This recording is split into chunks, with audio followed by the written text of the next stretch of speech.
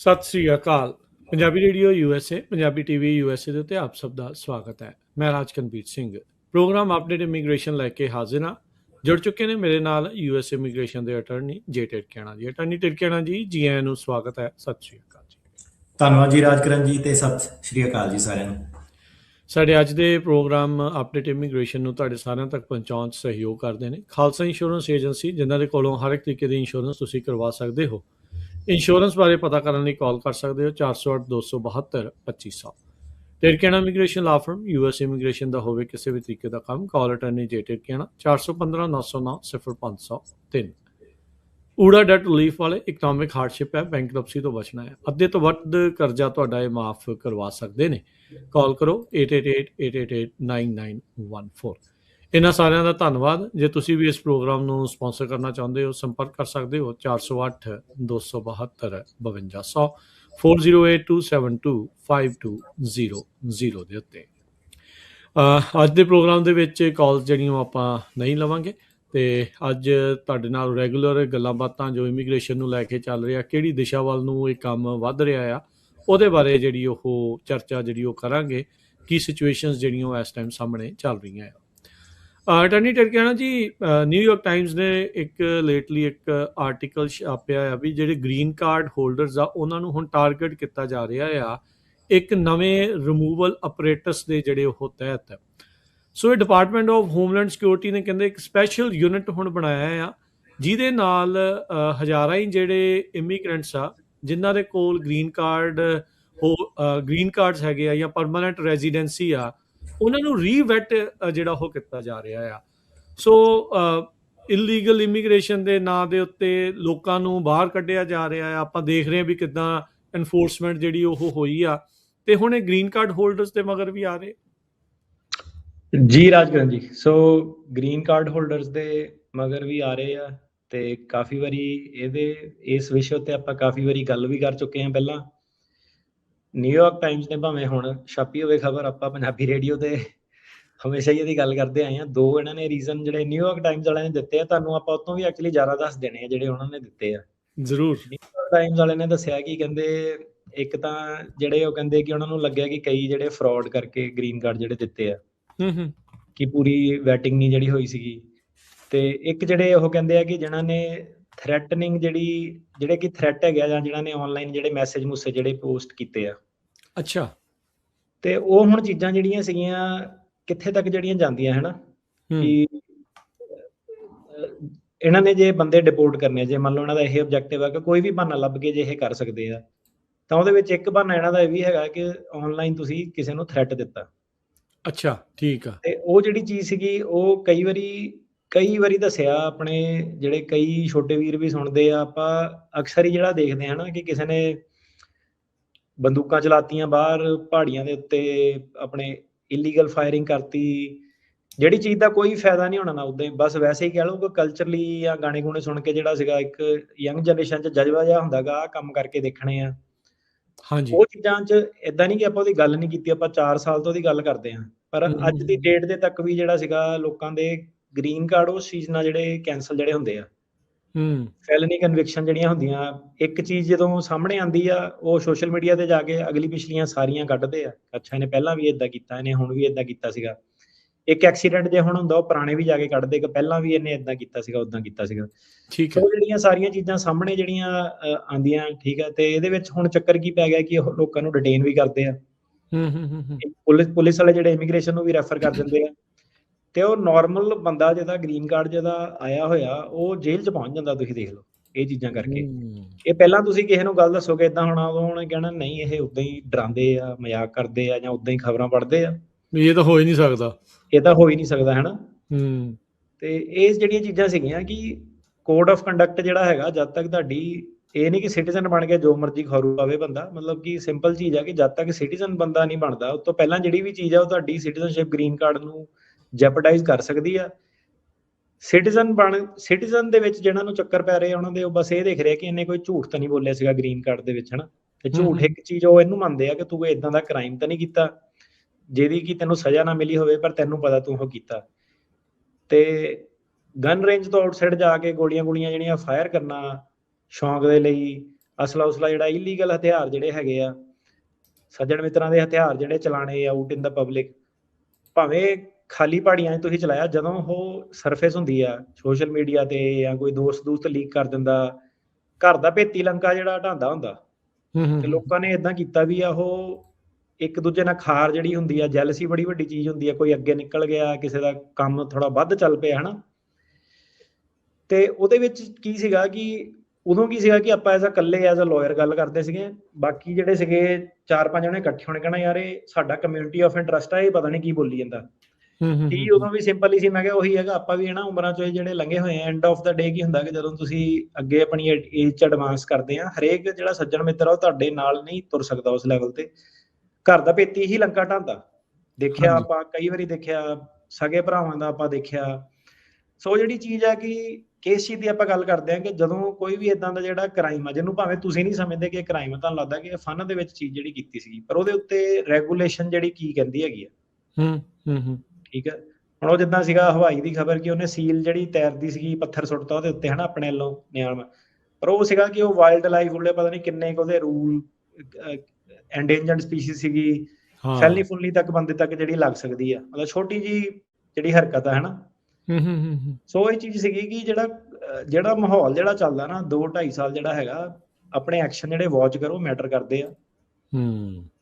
ਕਿੰਨੇ ਕੁ ਬੰਦੇ ਜਿਹੜੇ ਨਾ ਰਾਜਕਰਨ ਜੀ, ਉਹ ਜਿਹੜੇ ਹੇਬੀਅਸ ਵਾਲੇ ਜਿਹੜੇ ਆਪਾਂ ਛਡਾਨੇ ਵੀ ਆ, ਉਹਨਾਂ ਨੂੰ ਤੁਸੀਂ ਫੜ ਕਿੱਦਾਂ ਹੋ ਗਏ ਸੀਗੇ, ਉਹਦੇ ਵਿੱਚੋਂ ਦੀ ਇਹ ਬਾਰਬੀਕਿਊ ਵਾਲੀਆਂ ਦੋਸਤੀਆਂ ਵਾਲੇ ਬੰਦੇ ਬੜੇ ਜ਼ਿਆਦਾ ਹੈਗੇ ਕਿ ਇੱਕ ਦੂਜੇ ਨਾਲ ਬਹਿਸ ਪਏ, ਲੜ ਪਏ, ਪੁਲਿਸ ਕਾਲ ਹੋ ਗਈ, ਉਹਨਾਂ ਨੇ ਫੜ ਕੇ ਜਿਹੜਾ ਸੀਗਾ ਪਹੁੰਚਾਤਾ ਡਿਟੈਂਸ਼ਨ ਸੈਂਟਰ 'ਚ। ਹਾਂਜੀ, ਮਤਲਬ ਉੱਥੇ ਇਹ ਹੈ ਕਿ ਡਿਫਿਊਜ਼ ਨਹੀਂ ਕਿਸੇ ਨੇ ਸਿਚੁਏਸ਼ਨ ਕਰਨੀ, ਉੱਥੇ ਇਹ ਹੈ ਕਿ ਮੈਨੂੰ ਕਿੱਦਾਂ ਕਿਸੇ ਨੇ ਕੁਝ ਕਹਿ ਦਿੱਤਾ, ਮਤਲਬ ਉਹ ਹੈ ਹੀ ਆ, ਤੁਹਾਨੂੰ ਪਤਾ ਹੀ ਆਪਣਾ ਜਿਹੜਾ ਸੀਗਾ ਗਾਣਿਆਂ ਗੁਣਿਆਂ 'ਚ ਵੀ ਪੰਪ ਪੂਰਾ ਆਉਂਦਾ ਤੇ ਲੋਕੀ ਚਾਰਜ ਜਿਹੜੇ ਰਹਿੰਦੇ ਆ ਯੰਗ ਵਾਲੇ। ਸੋ ਇਹ ਹੈ ਕਿ ਭਾਈ ਜਿਹੜੇ ਤੁਸੀਂ ਜਾ ਰਹੇ ਨਾ ਆਪਣੇ ਪ੍ਰੋਸੈਸ 'ਚੋਂ, ਚੀਜ਼ ਨੂੰ ਸਮਝੋ। ਮੁਸ਼ਕਿਲ ਹੋ ਜਾਂਦਾ ਬਾਅਦ 'ਚ, ਤੁਹਾਡੇ ਵਕੀਲ ਲਈ ਵੀ ਮੁਸ਼ਕਿਲ ਹੋ ਜਾਂਦਾ ਉਹ ਚੀਜ਼ਾਂ ਜਿਹੜੀਆਂ ਬੌਂਡ ਫਿਰ ਉਹ ਜੱਜ ਦੇਖਦਾ ਕਿ ਝਗੜਾ ਕਰਕੇ ਆਇਆ, ਇਹਦਾ ਬੈਡ ਰੈਕਡ ਆ, ਇਹ ਫਲਾਈਟ ਰਿਸਕ ਆ, ਡੇਂਜਰ ਟੂ ਪਬਲਿਕ ਜਿਹੜਾ ਹੈਗਾ। ਸੋ ਇਹ ਚੀਜ਼ਾਂ ਸੀਗੀਆਂ, ਇਹਨੇ ਘਰਦਿਆਂ ਨੇ ਤਾਂ ਆ ਕੇ ਤੁਹਾਨੂੰ ਕਹਿਣਾ ਨਹੀਂ, ਉੱਥੇ ਕਿਸੇ ਨੇ ਨਾ ਸੱਜਣ ਮਿੱਤਰਾਂ ਨੇ ਕਿਸੇ ਨੇ ਕਹਿਣਾ ਨਾ, ਉਦਾਂ ਕੋਈ ਤੁਹਾਨੂੰ ਗਿਆਨ ਮਿਲਦਾ ਇਹਦਾ। ਠੀਕ ਆ, ਗਿਆਨ ਤੁਸੀਂ ਮੇਰਾ ਵੀ ਨਹੀਂ ਮੰਨਣਾ, ਪਰ ਇਹ ਹੈ ਕਿ ਤੁਹਾਨੂੰ ਮੈਂ ਉਹ ਚੀਜ਼ ਦੱਸ ਸਕਦਾ ਕਿ ਜਿਹੜੀ ਚੀਜ਼ ਤੁਹਾਡੇ ਕੇਸਾਂ ਨੂੰ ਇਫੈਕਟ ਕਰਦੀ ਆ। ਸੋ ਇਹ ਚੀਜ਼ ਕਰਕੇ ਜਿਹੜੇ ਸੀਗੇ 10-20% ਜਿਹੜੇ ਹੇਬੀਅਸ ਵਾਲੇ, ਉਹ ਤਾਂ ਜਿਹੜੀ ਆਪਸ 'ਚ ਸੱਜਣ ਮਿੱਤਰਾਂ ਨਾਲ ਬੈਠੇ ਜਿਹੜੇ ਲੜ ਪਏ, ਉਹ ਜੇਲ੍ਹਾਂ 'ਚ ਪਹੁੰਚੇ ਹੋਏ ਬੰਦੇ। ਹੁਣ ਉਹਨਾਂ 'ਚੋਂ ਕਈ ਏਦਾਂ ਦੇ ਬੰਦੇ ਵੀ ਆ ਜਿਹੜੇ ਗਲਤ ਸਰਕਟਾਂ ਦੇ ਵਿੱਚ ਪਹੁੰਚ ਗਏ, ਟੈਕਸਸ, ਲੂਈਜ਼ੀਆਨਾ 5th ਸਰਕਟ ਦੇ ਵਿੱਚ, ਜਿੱਥੇ ਕਿ ਜੱਜ ਮਾੜਾ ਮਿਲਿਆ, ਉਹਨੇ ਕਹਿਣਾ ਹੇਬੀਅਸ ਨਹੀਂ ਦੇਣੀ, ਕੇਸ ਜਿਹੜਾ ਮੈਂ ਡਿਨਾਈ ਕਰਨਾ।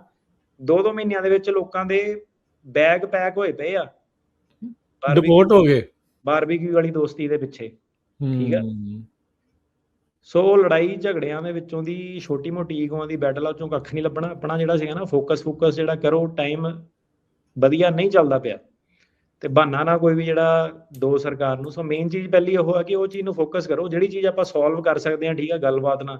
ਤਾਂ ਤੁਹਾਨੂੰ ਉਹੀ ਹੈ ਕਿ ਸਾਰਿਆਂ ਨੂੰ, ਠੀਕ ਆ, 100 ਚੋਂ 90 ਨੇ ਮੇਰੀ ਗੱਲ ਨਹੀਂ ਸੁਣਨੀ, ਪਰ ਜਿਹੜੇ 10 ਜਾਣੇ ਆ ਨਾ ਯਾਰ, ਉਹ ਤੁਸੀਂ ਇਹ ਜਿਹੜੀ ਗਰੁੱਪ ਜੀ ਸੈਟਿੰਗ ਹੁੰਦੀ ਨਾ, ਇਹਦੇ ਵਿੱਚ ਨਾ ਜਾਇਆ ਕਰੋ, ਜਿੱਥੇ ਕਿ ਉਹ ਹਮੇਸ਼ਾ ਉਹਨਾਂ ਦਾ ਸ਼ੁਰੂ ਇਹੀ ਕਿ ਫੇਮਣ ਨੂੰ ਪੁੱਛਦਾ ਮੈਂ ਕੀ ਹੋ ਗਿਆ ਸੀ ਭਾਜੀ, ਏਦਾਂ ਮੇਰਾ ਮਜ਼ਾਕ ਉਡਾਉਣਾ ਸ਼ੁਰੂ ਕਰਤਾ, 4 ਜਣੇ ਨੇ ਏਦਾਂ ਕਰਤਾ ਓਦਾਂ ਕਰਤਾ। ਉਹ ਹੁਣ ਸੈਂਸ ਆਫ ਹਿਊਮਰ ਹੈ ਹੀ ਉਹੀ ਹੈਗਾ, ਇੱਕ ਦੂਜੇ ਦੀ ਲੱਤ ਖਿੱਚਣੀ, ਕਈ ਵਾਰੀ ਇੱਕ ਬੰਦਾ ਨਹੀਂ ਜਰਦਾ, ਦੂਜਾ ਬੰਦਾ ਨਹੀਂ ਜਰਦਾ, ਗੁੱਟਬਾਜੀ ਚੱਲਦੀ ਆ, ਉਹ ਵਾਲੀਆਂ ਪ੍ਰੋਬਲਮਾਂ। ਠੀਕ ਆ, ਫਿਰ ਦੂਸਰੀ ਪ੍ਰੋਬਲਮ ਇਹ ਹੈ ਜਿਹੜੀ ਸਭ ਤੋਂ ਵੱਡੀ ਫੇਸ ਹੁੰਦੀ ਆ, ਘਰ ਵਾਲੀ ਦੀ ਲੜਾਈ।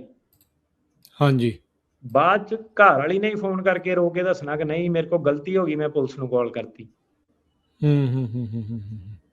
ਉਹ ਜਿਹੜੇ ਝਗੜੇ, ਲੜਾਈ ਝਗੜੇ, ਠੀਕ ਆ, ਆਪਸ ਚ, ਉਹ ਹੁਣ ਕੀ ਹੁੰਦਾ ਕਿ ਕਈ ਵਾਰੀ ਇਹ ਫੈਕਟ ਹੈਗਾ, ਉਸ ਤੋਂ ਬਾਅਦ ਉਹ ਜਾਂਦੇ ਪਿੱਛੇ, ਜਿਹੜਾ ਸਾਰੀ ਚੀਜ਼ ਚੈੱਕ ਕਰਦੇ ਹਨਾ। ਕਈ ਵਾਰੀ ਗੁਆਂਢੀਆਂ ਗੁੰਡੀਆਂ ਨੂੰ ਵੀ ਪੁੱਛ ਲੈਂਦੇ ਆ, ਇਨਕੁਆਇਰੀ ਕਰ ਲੈਂਦੇ ਆ, ਨਿਆਣਿਆਂ ਨੂੰ ਵੀ ਲੱਗ ਬੁਲਾ ਕੇ ਪੁੱਛ ਲੈਂਦੇ ਆ, ਤੇ ਉਦੋਂ ਤੁਸੀਂ ਕੰਟਰੋਲ ਨਹੀਂ ਕਰ, ਅਗਲਿਆਂ ਦਾ ਤਰੀਕਾ ਹੈਗਾ। ਉਹਦੇ ਵਿੱਚ ਕਈ ਵਾਰੀ ਏਦਾਂ ਹੁੰਦਾ ਕਿ ਉਹ ਪੂਰੀ ਜਿਹੜੀ ਹਿਸਟਰੀ ਹੁੰਦੀ ਕਿ ਨਹੀਂ, ਇਹ ਤਾਂ ਪਹਿਲਾਂ ਵੀ ਲੜਦੇ ਸੀਗੇ, ਪਹਿਲਾਂ ਵੀ ਇਹਨੇ ਏਦਾਂ ਕੀਤਾ, ਏਦਾਂ ਦੀਆਂ ਕਈ ਚੀਜ਼ਾਂ ਜਿਹੜੀਆਂ ਸਾਹਮਣੇ ਆ ਜਾਂਦੀਆਂ। ਤੇ ਕਈ ਬੰਦੇ ਉਸ ਚੱਕਰਾਂ ਦੇ ਵਿੱਚ ਵੀ, ਤੁਹਾਨੂੰ ਲੇਕਨ ਰਾਇਲੀ ਐਕਟ, ਡੋਮੈਸਟਿਕ ਵਾਇਲੈਂਸ ਵਗੈਰਾ ਕਈ ਚੀਜ਼ਾਂ ਤੁਹਾਡੇ ਨਾਲ ਰੇਡੀਓ ਤੇ ਡਿਸਕਸ ਕਰ ਚੁੱਕੇ ਆ। ਜੀ, ਉਹ ਵੀ ਕਈ ਵਾਰੀ ਜਿਹੜਾ ਸੀਗਾ ਮੀਆਂ ਵੀ ਵਾਲਾ ਝਗੜਾ ਹੀ ਸੀਗਾ ਕਿ ਬੰਦਾ ਆਰਾਮ ਨਾਲ ਰਾਤ ਨੂੰ ਬੈਠਾ ਰੋਟੀ ਖਾਂਦਾ, ਉਹ ਜੇਲ੍ਹ 'ਚ ਪਹੁੰਚ ਜਾਂਦਾ। ਹੁਣ ਜਿਹੜੀ ਘਰ ਵਾਲਾ ਵਾ, ਉਹਦਾ ਕੇਸ ਪ੍ਰਾਇਮਰੀ ਆ, ਉਹ ਟੈਕਸਸ 'ਚ ਡਿਨਾਈ ਹੋ ਗਿਆ। ਜਿਹੜਾ ਘਰ ਵਾਲੀ ਦਾ ਕੇਸ ਆ, ਉਹ ਘਰ ਵਾਲੇ ਤੇ ਡਿਪੈਂਡ ਸੀਗਾ, ਉਹ ਵੀ ਖਰਾਬ ਹੋ ਜਾਂਦਾ।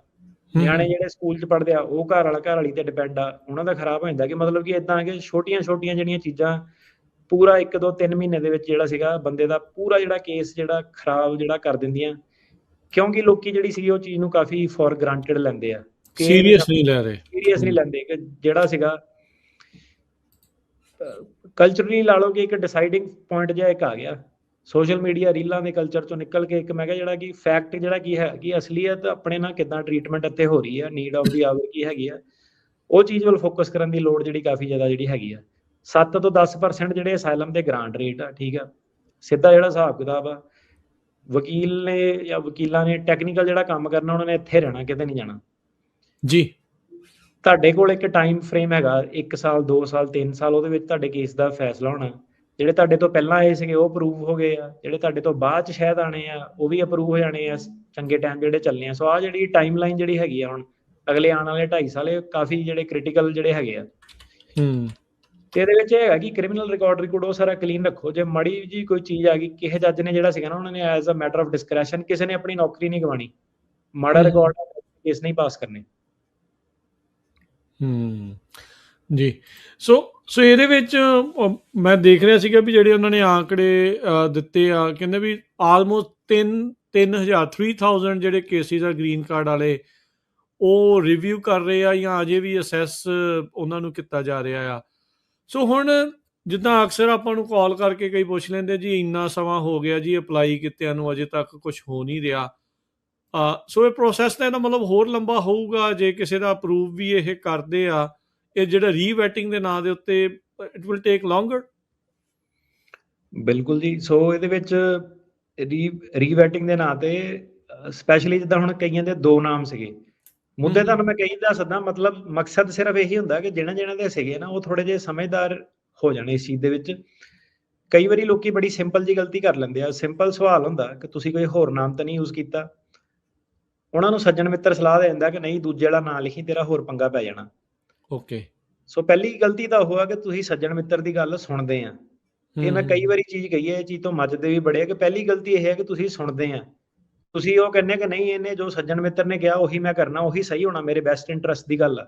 ਟਾਈਮ ਐਂਡ ਟਾਈਮ ਅਗੇਨ ਕਿ ਨਹੀਂ ਹੈਗੀ। ਜਿੱਥੇ ਤੁਹਾਡੀ ਪ੍ਰੋਬਲਮ ਆ ਨਾ, ਜਿਹੜੇ ਇਦਾਂ ਦੇ ਸਿਨੈਰੀਓ ਹੈਗੇ, ਲੀਗਲ ਸਲਾਹ ਲਓ, ਆਪ ਸਲਾਹ ਲਓ, ਆਪ ਗੱਲ ਕਰੋ ਵਕੀਲ ਨਾਲ। ਇਹ ਨਹੀਂ ਕਿ ਸੱਜਣ ਮਿੱਤਰ ਤੁਹਾਡੇ ਬਿਹਾਫ ਤੇ ਗੱਲ ਕਰੇ। ਕਾਫੀ ਸਾਰੇ ਕੇਸ ਆਪਾਂ ਦੇਖਦੇ ਹਾਂ ਕਿ ਜਿਹੜੇ ਸਿੰਪਲ ਇੱਕ ਚੀਜ਼ ਤੋਂ ਬਚ ਸਕਦੇ ਸੀਗੇ ਕਿ ਨਹੀਂ ਮੈਂ ਪਹਿਲਾਂ ਵੀ ਇਦਾਂ ਕੀਤਾ, ਕਿ ਨਹੀਂ ਆਹ ਛੋਟਾ ਜਿਹਾ ਕ੍ਰਾਈਮ ਸੀਗਾ, ਨਹੀਂ ਮੇਰੀ ਯੂਰਪ ਦੇ ਵਿੱਚ ਲੜਾਈ ਹੋਈ ਸੀਗੀ, ਨਹੀਂ ਮੈਨੂੰ ਪੁਲਿਸ ਨੇ ਫੜਿਆ ਸੀਗਾ। ਇਦਾਂ ਦੀਆਂ ਛੋਟੀਆਂ ਜਿਹੜੀਆਂ ਚੀਜ਼ਾਂ ਹੁੰਦੀਆਂ ਉਹਨੂੰ ਲੋਕੀ ਕਹਿੰਦੇ ਕਿ ਨਹੀਂ ਆਪਾਂ ਤੁੱਕਾ ਲਾ ਦੇਣਾ, ਛੱਡ ਕੀ ਦੇਖੀ ਜਾਊਗੀ, ਜਿੱਧਰ ਨੂੰ ਚੀਜ਼ ਜਾਂਦੀ ਆ ਜਾ ਲੈਣ ਦਿਓ। ਉਹ ਚੀਜ਼ ਦਾ ਆਪਾਂ ਦੇਖ ਰਹੇ ਹਾਂ ਕਿ ਗ੍ਰੀਨ ਕਾਰਡ ਦੇ ਵਿੱਚ ਕਈਆਂ ਦੇ ਰੀਓਪਨ ਵੀ ਹੋਏ ਆ ਜਿਹੜੇ ਗ੍ਰੀਨ ਕਾਰਡ ਆਲਰੇਡੀ ਗ੍ਰਾਂਟ ਸੀਗੇ, ਕਈਆਂ ਦੇ ਰਿਨਿਊਅਲ ਦੇ ਟਾਈਮ ਤੇ ਜਿਹੜੇ ਉਹਨਾਂ ਨੇ ਪੰਗੇ ਪਾਏ ਆ, ਕਈਆਂ ਦੇ ਸਿਟੀਜ਼ਨਸ਼ਿਪ ਦੇ ਨਾਮ ਤੇ ਜਿਹੜੇ ਟਾਈਮ ਤੇ ਜਿਹੜੇ ਪੰਗੇ ਪਾਏ ਆ। ਇਹ ਜਿਹੜਾ 3000 ਵਾਲਾ ਅੰਕੜਾ ਇਹ ਤੋਂ ਕਿਤੇ ਜ਼ਿਆਦਾ ਜਿਹੜਾ ਅੰਕੜਾ ਹੈਗਾ, ਕਿਉਂਕਿ ਸਾਰੇ ਗ੍ਰੀਨ ਕਾਰਡ ਜਿਹੜੇ ਰਿਵਿਊ ਦੇ ਵਿੱਚ ਹੈਗੇ ਆ। ਅਸਾਈਲਮ ਵਾਲੇ ਕੇਸ ਕਾਫੀ ਜ਼ਿਆਦਾ ਜਿਹੜੇ ਸੀਗੇ ਗ੍ਰਾਂਟ ਹੋ ਗਏ। ਪੈਰਾਲੀਗਲਾਂ ਤੋਂ ਲੋਕੀ ਵਰਕ ਪਰਮਿਟ, ਪੈਰਾਲੀਗਲਾਂ ਤੋਂ ਲੋਕੀ $100 ਬਚਾਉਂਦੇ ਹੋਏ, ਵਰਕ ਪਰਮਿਟ ਕਰਾਉਂਦੇ ਹੋਏ ਉਹਦੇ ਵਿੱਚ ਫਸੇ ਹੋਏ ਆ। ਪੈਰਾਲੀਗਲ ਨੇ ਕੋਈ ਐਡਰੈਸ ਪਾਤਾ, ਉਹ ਕਹਿੰਦਾ ਕਿ ਤੂੰ ਤਾਂ ਕਹਿ ਰਿਹਾ ਕਿ ਤੂੰ ਇੱਥੇ ਰਹਿਣਾ ਵਾ ਕੈਲੀਫੋਰਨੀਆ 'ਚ, ਹੁਣ ਜਿਹੜੀ ਤੇਰੀ ਫੈਡੈਕਸ ਆਈ ਆ ਉਹ ਆਈ ਤੇਰੀ ਇੰਡੀਆਨਾ ਨੂੰ, ਉਹ 'ਚ ਐਡਰੈਸ ਹੋਰ ਆ। ਕਿਉਂਕਿ ਪੈਰਾਲੀਗਲ ਨੇ ਕੁਐਸਚਨ ਨਹੀਂ ਕੀਤੀ, ਨੋਟ ਨਹੀਂ ਕੀਤਾ, ਉੱਥੋਂ ਪਤਾ ਲੱਗਿਆ ਕਿ ਅੱਛਾ ਇਹਦਾ ਐਡਰੈਸ ਦਾ ਵੀ ਘਪਲਾ ਵਾ। ਇੰਨੀ ਛੋਟੀ ਗੱਲ ਤੇ ਜਿਹੜੇ ਸੀਗੇ ਬੰਦੇ ਫਸੇ ਹੋਏ ਨੇ ਕਿ ਇੱਕ ਗਲਤ ਫਾਰਮ ਭਰਤਾ, ਵਰਕ ਪਰਮਿਟ ਗਲਤ ਭਰਤਾ, ਗ੍ਰੀਨ ਕਾਰਡ ਦੀ ਐਪਲੀਕੇਸ਼ਨ 'ਚ ਇਨਫੋਰਮੇਸ਼ਨ ਨਹੀਂ ਜਿਹੜੀ ਉਹ ਕੀਤੀ। ਉਹ ਚੱਕਰ ਜਿਹੜੇ ਰੀਅਲਿਸਟਿਕ ਜਿਹੜੇ ਚੱਕਰ ਹੈਗੇ ਡੇਲੀ ਬੇਸਿਸ ਤੇ ਆਪਾਂ ਜਿਹੜੇ ਦੇਖਦੇ ਹਾਂ ਕਿ ਪ੍ਰੋਬਲਮਾਂ ਲੋਕਾਂ ਦੀਆਂ ਸੋਲਵ ਨਹੀਂ ਹੋ ਰਹੀਆਂ, ਪ੍ਰੋਬਲਮਾਂ ਜਿਹੜੀਆਂ ਵੱਧ ਰਹੀਆਂ ਆਪਣੇ ਇਮੀਗ੍ਰੇਸ਼ਨ ਕੋਰਟ ਸਿਸਟਮ ਦੇ ਵਿੱਚ। ਬਿਲਕੁਲ। ਕੱਲਾ ਕੋਰਟ ਸਿਸਟਮ ਹੀ ਨਹੀਂ, ਹੁਣ ਤਾਂ USCIS ਵਾਲੇ ਵੀ ਪੂਰੇ ਜਿਹੜਾ ਕਹਿ ਲਓ ਵੀ ਹਾਂਜੀ ਮਾਈਕਰੋਸਕੋਪ ਦੇ ਨਾਲ ਲੱਗੇ ਹੋਏ ਆ ਵੀ ਲੱਭੀਏ ਸਹੀ ਕੁਛ ਨਾ ਕੁਛ ਜਿਹੜਾ ਉਹ ਲੱਭਣਾ। ਕੁਛ AR11 ਫਾਰਮ ਦੇ ਵਿੱਚ ਵੀ ਇਹਨਾਂ ਨੇ ਫੈਡਰਲ ਰਜਿਸਟਰ ਦੇ ਵਿੱਚ ਪਾਇਆ ਵੀ ਚੇਂਜਸ ਆ ਰਹੇ ਆ। ਕਹਿੰਦੇ ਵੀ ਉਹਦੇ ਵਿੱਚ ਵੀ ਜਿਹੜੀ ਇਨਫੋਰਮੇਸ਼ਨ ਹੁਣ AR11 ਫਾਰਮ ਦੇ ਵਿੱਚ ਲਈ ਜਾਣੀ ਹੈ ਚੇਂਜ ਆਫ ਐਡਰੈਸ ਵਾਲੀ, ਕਹਿੰਦੇ ਇੱਕ ਸਿੰਪਲ ਫਾਰਮ ਵੀ ਉਹਨੂੰ ਵੀ ਇਮੀਗ੍ਰੈਂਟਸ ਦੇ ਉਲਟ ਵਰਤਣ ਦੀ ਇੱਕ ਕਹਿ ਲਓ ਵੀ ਉਹਦੇ ਥਰੂ ਵੀ ਉਹਨਾਂ ਨੇ ਹੁਣ ਉਸ ਪਾਸੇ ਵੱਲ ਨੂੰ ਜਾਣਾ। ਪਬਲਿਕ ਬੈਨੀਫਿਟਸ ਦਾ ਕਹਿੰਦੇ ਵੀ ਕਾਫੀ ਜ਼ਿਆਦਾ ਹੁਣ ਉਹ ਮੰਗ ਕਰ ਰਹੇ ਵੀ ਤੁਸੀਂ ਕੋਈ Medicaid, snap, food assistance, WIC ਕੋਈ ਇੱਦਾਂ ਦੀਆਂ ਚੀਜ਼ਾਂ ਤਾਂ ਨਹੀਂ ਲਈਆਂ ਸੀ। ਤੁਹਾਡੀ ਸਕੂਲਿੰਗ ਇਨਫੋਰਮੇਸ਼ਨ, ਇੰਪਲੋਇਰ ਇਨਫੋਰਮੇਸ਼ਨ, ਕਾਫੀ ਜ਼ਿਆਦਾ ਹੁਣ ਇਨਫੋਰਮੇਸ਼ਨ ਕਹਿੰਦੇ ਵੀ ਉਹ ਲੈ ਰਹੇ ਹੈਗੇ ਆ ਤੇ ਇਨਫੋਰਸਮੈਂਟ ਦੇ ਲਈ ਇਹਨਾਂ ਨੇ ਵਰਤਣੀ ਆ। ਹਾਂਜੀ। ਸੋ AR11 ਦੀ ਕਰਦੇ ਪਹਿਲਾਂ ਗੱਲ ਜੀ। AR11 ਸੋ ਇਹ ਰਿਐਲਿਟੀ ਹੈਗੀ ਆ। ਸੋ ਆਪਣੀ ਕਮਿਊਨਿਟੀ ਦੇ ਵਿੱਚ ਜਿਹੜਾ ਐਡਰੈਸ ਵਾਲਾ ਜਿਹੜਾ ਘਪਲਾ ਹੈਗਾ ਉਹਨੂੰ ਲੋਕੀ ਘਪਲਾ ਮੰਨਦੇ ਨਹੀਂ ਹੈਗੇ। ਉਹ ਨੋਰਮ ਸਮਝਦੇ ਉਹਨੂੰ, ਭਾਵੇਂ ਜਿੰਨਾ ਮਰਜ਼ੀ ਵਕੀਲ ਕਹੀ ਜਾਵੇ ਕਿ ਨਹੀਂ ਐਡਰੈਸ ਸਹੀ ਹੋਣਾ ਚਾਹੀਦਾ, ਸਹੀ ਹੋਣਾ ਚਾਹੀਦਾ। 4-5 ਸਾਲ ਤੋਂ ਆਪਾਂ ਕਹਿ ਰਹੇ ਸਹੀ ਹੋਣਾ ਚਾਹੀਦਾ, ਪਰ ਹੁੰਦਾ ਨਹੀਂ। ਬੰਦਾ ਰਹਿ ਕਿਤੇ ਰਿਹਾ, ਜਵਾਕ ਕਿਤੇ ਹੋਇਆ, ਸ਼ਹਿਰ ਹੈਲਥ ਇੰਸ਼ੋਰੈਂਸ ਕਿਤੇ ਦੀ ਚੱਲਦੀ ਆ, ਡਰਾਈਵਰ ਲਾਇਸੈਂਸ ਕਿਤੇ ਹੋਰ ਉਹਦਾ ਵਾ, ਕਿ ਡਰਾਈਵਰ ਲਾਇਸੈਂਸ ਮੈਂ ਚੇਂਜ ਕੀਤਾ ਤੇ ਮੇਰਾ ਨਵਾਂ ਰਿਨਿਊ ਨਹੀਂ ਹੋਣਾ। ਮਤਲਬ ਕਿ ਸਾਰੇ ਰੈਕਡ ਜਿਹੜੇ ਇਨਕਨਸਿਸਟੈਂਟ, ਟੈਕਸ ਰਿਟਰਨ ਕਿਸੇ ਹੋਰ ਸਟੇਟ ਦੀ ਫਾਈਲ ਕੀਤੀ ਆ। ਸੋ ਇਦਾਂ ਦੇ ਜਿਹੜੇ ਸੀਗੇ, ਜਿਹੜਾ ਟੈਕਸ ਵਾਲਾ ਪ੍ਰਿਪੇਅਰ ਆ ਉਹ ਹੋਰ ਹਿਸਾਬ ਨਾਲ ਕਰਦਾ, ਜਿਹੜਾ ਵਰਕ ਪਰਮਿਟ ਆ ਉਹਨੇ ਕੁਝ ਹੋਰ ਫਾਈਲ ਕਰਤਾ, ਵਕੀਲ ਜਿਹੜਾ ਕਿਤੇ ਕੇਸ ਅਸਾਈਲਮ ਦਾ ਲੱਗਾ ਉਹ ਕਿਤੇ ਹੋਰ ਲੱਗਾ। ਸੋ ਮਤਲਬ ਕਿ ਲੈ ਦੇ ਕੇ ਜਿਹੜਾ ਹੈਗਾ ਐਡਰੈਸ ਵਾਲੀ ਜਿਹੜੀ ਚੀਜ਼ ਹੈਗੀ ਆ ਉਹ ਚੀਜ਼ ਤੋਂ ਬਾਹਰ ਨਹੀਂ ਆਪਣੀ ਕਮਿਊਨਿਟੀ ਜਿਹੜੀ ਆ ਪਈ। ਮਤਲਬ ਜਿਹੜੇ ਹਿਸਾਬ ਨਾਲ ਵਿਚਰੀ ਦਾ ਹੁਣ ਉਤੋਂ ਦੀ ਸਮਝ ਆਉਂਦਾ ਕਿ 50, 60, 70% ਜਿਹੜਾ ਇਦਾਂ ਹੀ ਹੈਗਾ ਕਿ ਇਹ ਐਡਰੈਸ ਐਡਰੈਸ ਵਾਲੇ ਘਪਲੇ ਹੈਗੇ ਆ। ਕੋਰਟਾਂ ਦੇ ਵਿੱਚ ਵੀ ਪਤਾ, ਕਈ ਜੱਜਾਂ ਨੂੰ ਵੀ ਪਤਾ ਹੈਗਾ, ਬੈਕਗ੍ਰਾਉਂਡ ਚੈੱਕ 'ਚ ਕਈ ਜਿਹੜੇ ਆ ਜਾਂਦੇ ਆ। ਸੋ AR11 ਦਾ ਪਹਿਲਾਂ ਕੀ ਸੀਗਾ ਕਿ ਬੜਾ ਇੱਕ ਸੌਖਾ ਜਿਹਾ ਹੋ ਸੀਗਾ ਕਿ ਨਹੀਂ ਜੀ ਮੈਨੂੰ ਤਾਂ ਪਤਾ ਨਹੀਂ ਲੱਗਿਆ, ਮੇਰੇ ਵਕੀਲ ਨੇ ਦੱਸਿਆ ਨਹੀਂ, ਜਾਂ ਵਕੀਲ ਤੇ ਸੁੱਟਦੇ ਆਪਣੇ ਤੇ। ਸੋ ਉਹਨਾਂ ਨੇ ਹੁਣ ਜਿਹੜਾ ਸੀਗਾ ਕਾਨੂੰਨ ਬਣਾਇਆ ਸੀਗਾ ਕਿ ਤੁਹਾਨੂੰ ਜਿਹੜਾ ਸੀਗਾ ਅਪਡੇਟ ਕਰਨਾ ਜ਼ਰੂਰੀ ਹੈ, ਤੁਹਾਡੀ ਜ਼ਿੰਮੇਵਾਰੀ ਹੈ, ਦੈਟਸ ਦਾ ਲਾਅ। ਵਕੀਲ ਦੱਸੇ ਭਾਵੇਂ ਨਾ ਦੱਸੇ, ਦੈਟਸ ਦਾ ਲਾਅ। ਉਹਨਾਂ ਨੇ ਲਾਅ ਹੀ ਬਣਾਤਾ ਕਿ ਮਿਸਡਮੀਨਰ ਜਿਹੜਾ ਹੋਣਾ ਪਨਿਸ਼ੇਬਲ ਬਾਈ $5000, 6 ਮਹੀਨੇ ਸਜ਼ਾ ਉਹਦੀ ਹੋ ਸਕਦੀ ਆ। ਇੱਕ ਤਾਂ ਚੀਜ਼ ਉਹ ਸੀਗੀ ਕਿ ਸਰਕਾਰ ਉਹ ਚੀਜ਼ ਵੱਲ ਜਾ ਸਕਦੀ ਹੈ, ਬਿਲਕੁਲ ਜਾ ਸਕਦੀ ਹੈ, ਜਾਣਾ ਚਾਹਵੇ ਤਾਂ ਜਾ ਸਕਦੀ ਹੈ, ਜੇ ਉਹਨੇ ਬਹਾਨਾ ਵਾਲਾ ਲੱਭਣਾ ਤਾਂ ਉਹ ਲੱਭ ਸਕਦੀ ਆ। ਦੂਸਰੀ ਗੱਲ, ਆਪਾਂ ਕੋਰਟ 'ਚ ਦੇਖਦੇ ਹਾਂ ਤਾਂ ਆਪਾਂ ਬੌਂਡ ਵਗੈਰਾ ਲੈਣ ਜਾਂਦੇ ਹਾਂ, ਤਾਂ ਬੌਂਡ ਦੇ ਵਿੱਚ ਜਦੋਂ ਐਡਰੈਸ ਐਡਰੈਸ ਦਾ ਕੋਈ ਚੱਕਰ ਨਿਕਲਦਾ ਤੇ ਜੱਜ ਬੌਂਡ ਨਹੀਂ ਦਿੰਦੇ, ਉਹ ਫਲਾਈਟ ਰਿਸਕ ਕਰ ਦਿੰਦੇ ਆ। ਉੱਥੇ ਬੰਦਾ ਕਹਿੰਦਾ ਕਿ ਯਾਰ ਮੈਂ ਆਪਣੇ ਐਡਰੈਸ ਸੁਧਾਰ ਲਏ ਹੁੰਦੇ ਜਾਂ ਮੈਂ ਸਾਰਾ ਕਰਨਾ ਸੀਗਾ। ਸੋ ਜਿਹੜਾ ਐਗਜ਼ਿਸਟਿੰਗ AR11 ਫਾਰਮ ਹੈਗਾ ਉਹ ਬੇਸਿਕਲੀ ਨਵੇਂ ਐਡਰੈਸ ਦੀ ਨਾ ਅਪਡੇਟ ਮੰਗਦਾ ਸੀ ਕਿ ਨਵਾਂ ਐਡਰੈਸ ਅਪਡੇਟ ਕਰ ਦਿਓ। ਉਹਦੇ ਵਿੱਚ ਕੁਝ ਇਦਾਂ ਦਾ ਨਹੀਂ ਸੀਗਾ ਕਿ ਕਦੋਂ ਮੂਵ ਹੋ ਗਏ, ਕਿੱਥੇ ਮੂਵ ਹੋ ਗਏ, ਕਿਉਂ ਹੋ ਗਏ। ਸੋ ਜੇ ਇਹ AR11 ਨੂੰ ਆਪਣੇ ਅਪਡੇਟ ਕਰਦੇ ਆ ਕਿ ਨਹੀਂ ਤੁਸੀਂ 5-6 ਆਪਣੇ ਸਾਲ ਦਾ ਭਰੋ, ਜਾਂ ਤੁਸੀਂ ਹੁਣ ਡੇਟ ਭਰੋ ਕਦੋਂ ਤੋਂ ਮੂਵ ਹੋਏ ਆ ਉੱਥੇ, ਸੋ ਫਿਰ ਉਹ ਇੱਕ ਸਿੰਪਲ ਜਿਹਾ ਫਾਰਮ ਨਹੀਂ ਰਹਿ ਜਾਣਾ AR11। ਤੁਹਾਡੇ ਕੋਲ ਹੁਣ ਇੱਕ ਵਿੰਡੋ ਆਫ ਅਪਰਚੂਨਿਟੀ ਜਿਹੜੀ ਹੈਗੀ ਆ, ਆਪਣੇ ਆਪਣੇ ਐਡਰੈਸ ਇਹਨੂੰ ਸਹੀ ਕਰੋ।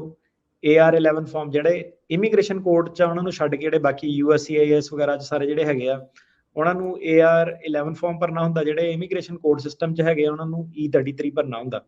ਸੋ ਮੇਕ ਸ਼ੋਰ ਕਰੋ ਕਿ ਆਪਣੇ ਐਡਰੈਸ ਦਾ ਜਿਹੜਾ ਸੀਗਾ ਉਹਦੀ ਕੋਈ ਗੜਬੜ ਨਹੀਂ ਹੈਗੀ, ਉਹ ਸਹੀ ਹੈਗਾ। ਤੇ ਜ਼ਿਆਦਾਤਰ ਲੋਕ ਇਹ ਚੀਜ਼ ਤੋਂ ਭੱਜਦੇ ਇਸ ਕਰਕੇ ਆ, ਦੋ ਕਾਰਨਾਂ ਕਰਕੇ, ਕਿ ਨਹੀਂ ਮੈਨੂੰ ਜੱਜ ਨਾ ਮਾੜਾ ਆ ਜਾਵੇ, ਨਹੀਂ ਮੇਰੇ ਕੇਸ ਤੇ ਕੋਈ ਹਰਕਤ ਨਾ ਹੋ ਜਾਵੇ, ਨਹੀਂ ਮੇਰਾ ਲਾਇਸੈਂਸ ਨਾ ਚਲਾ ਜਾਵੇ।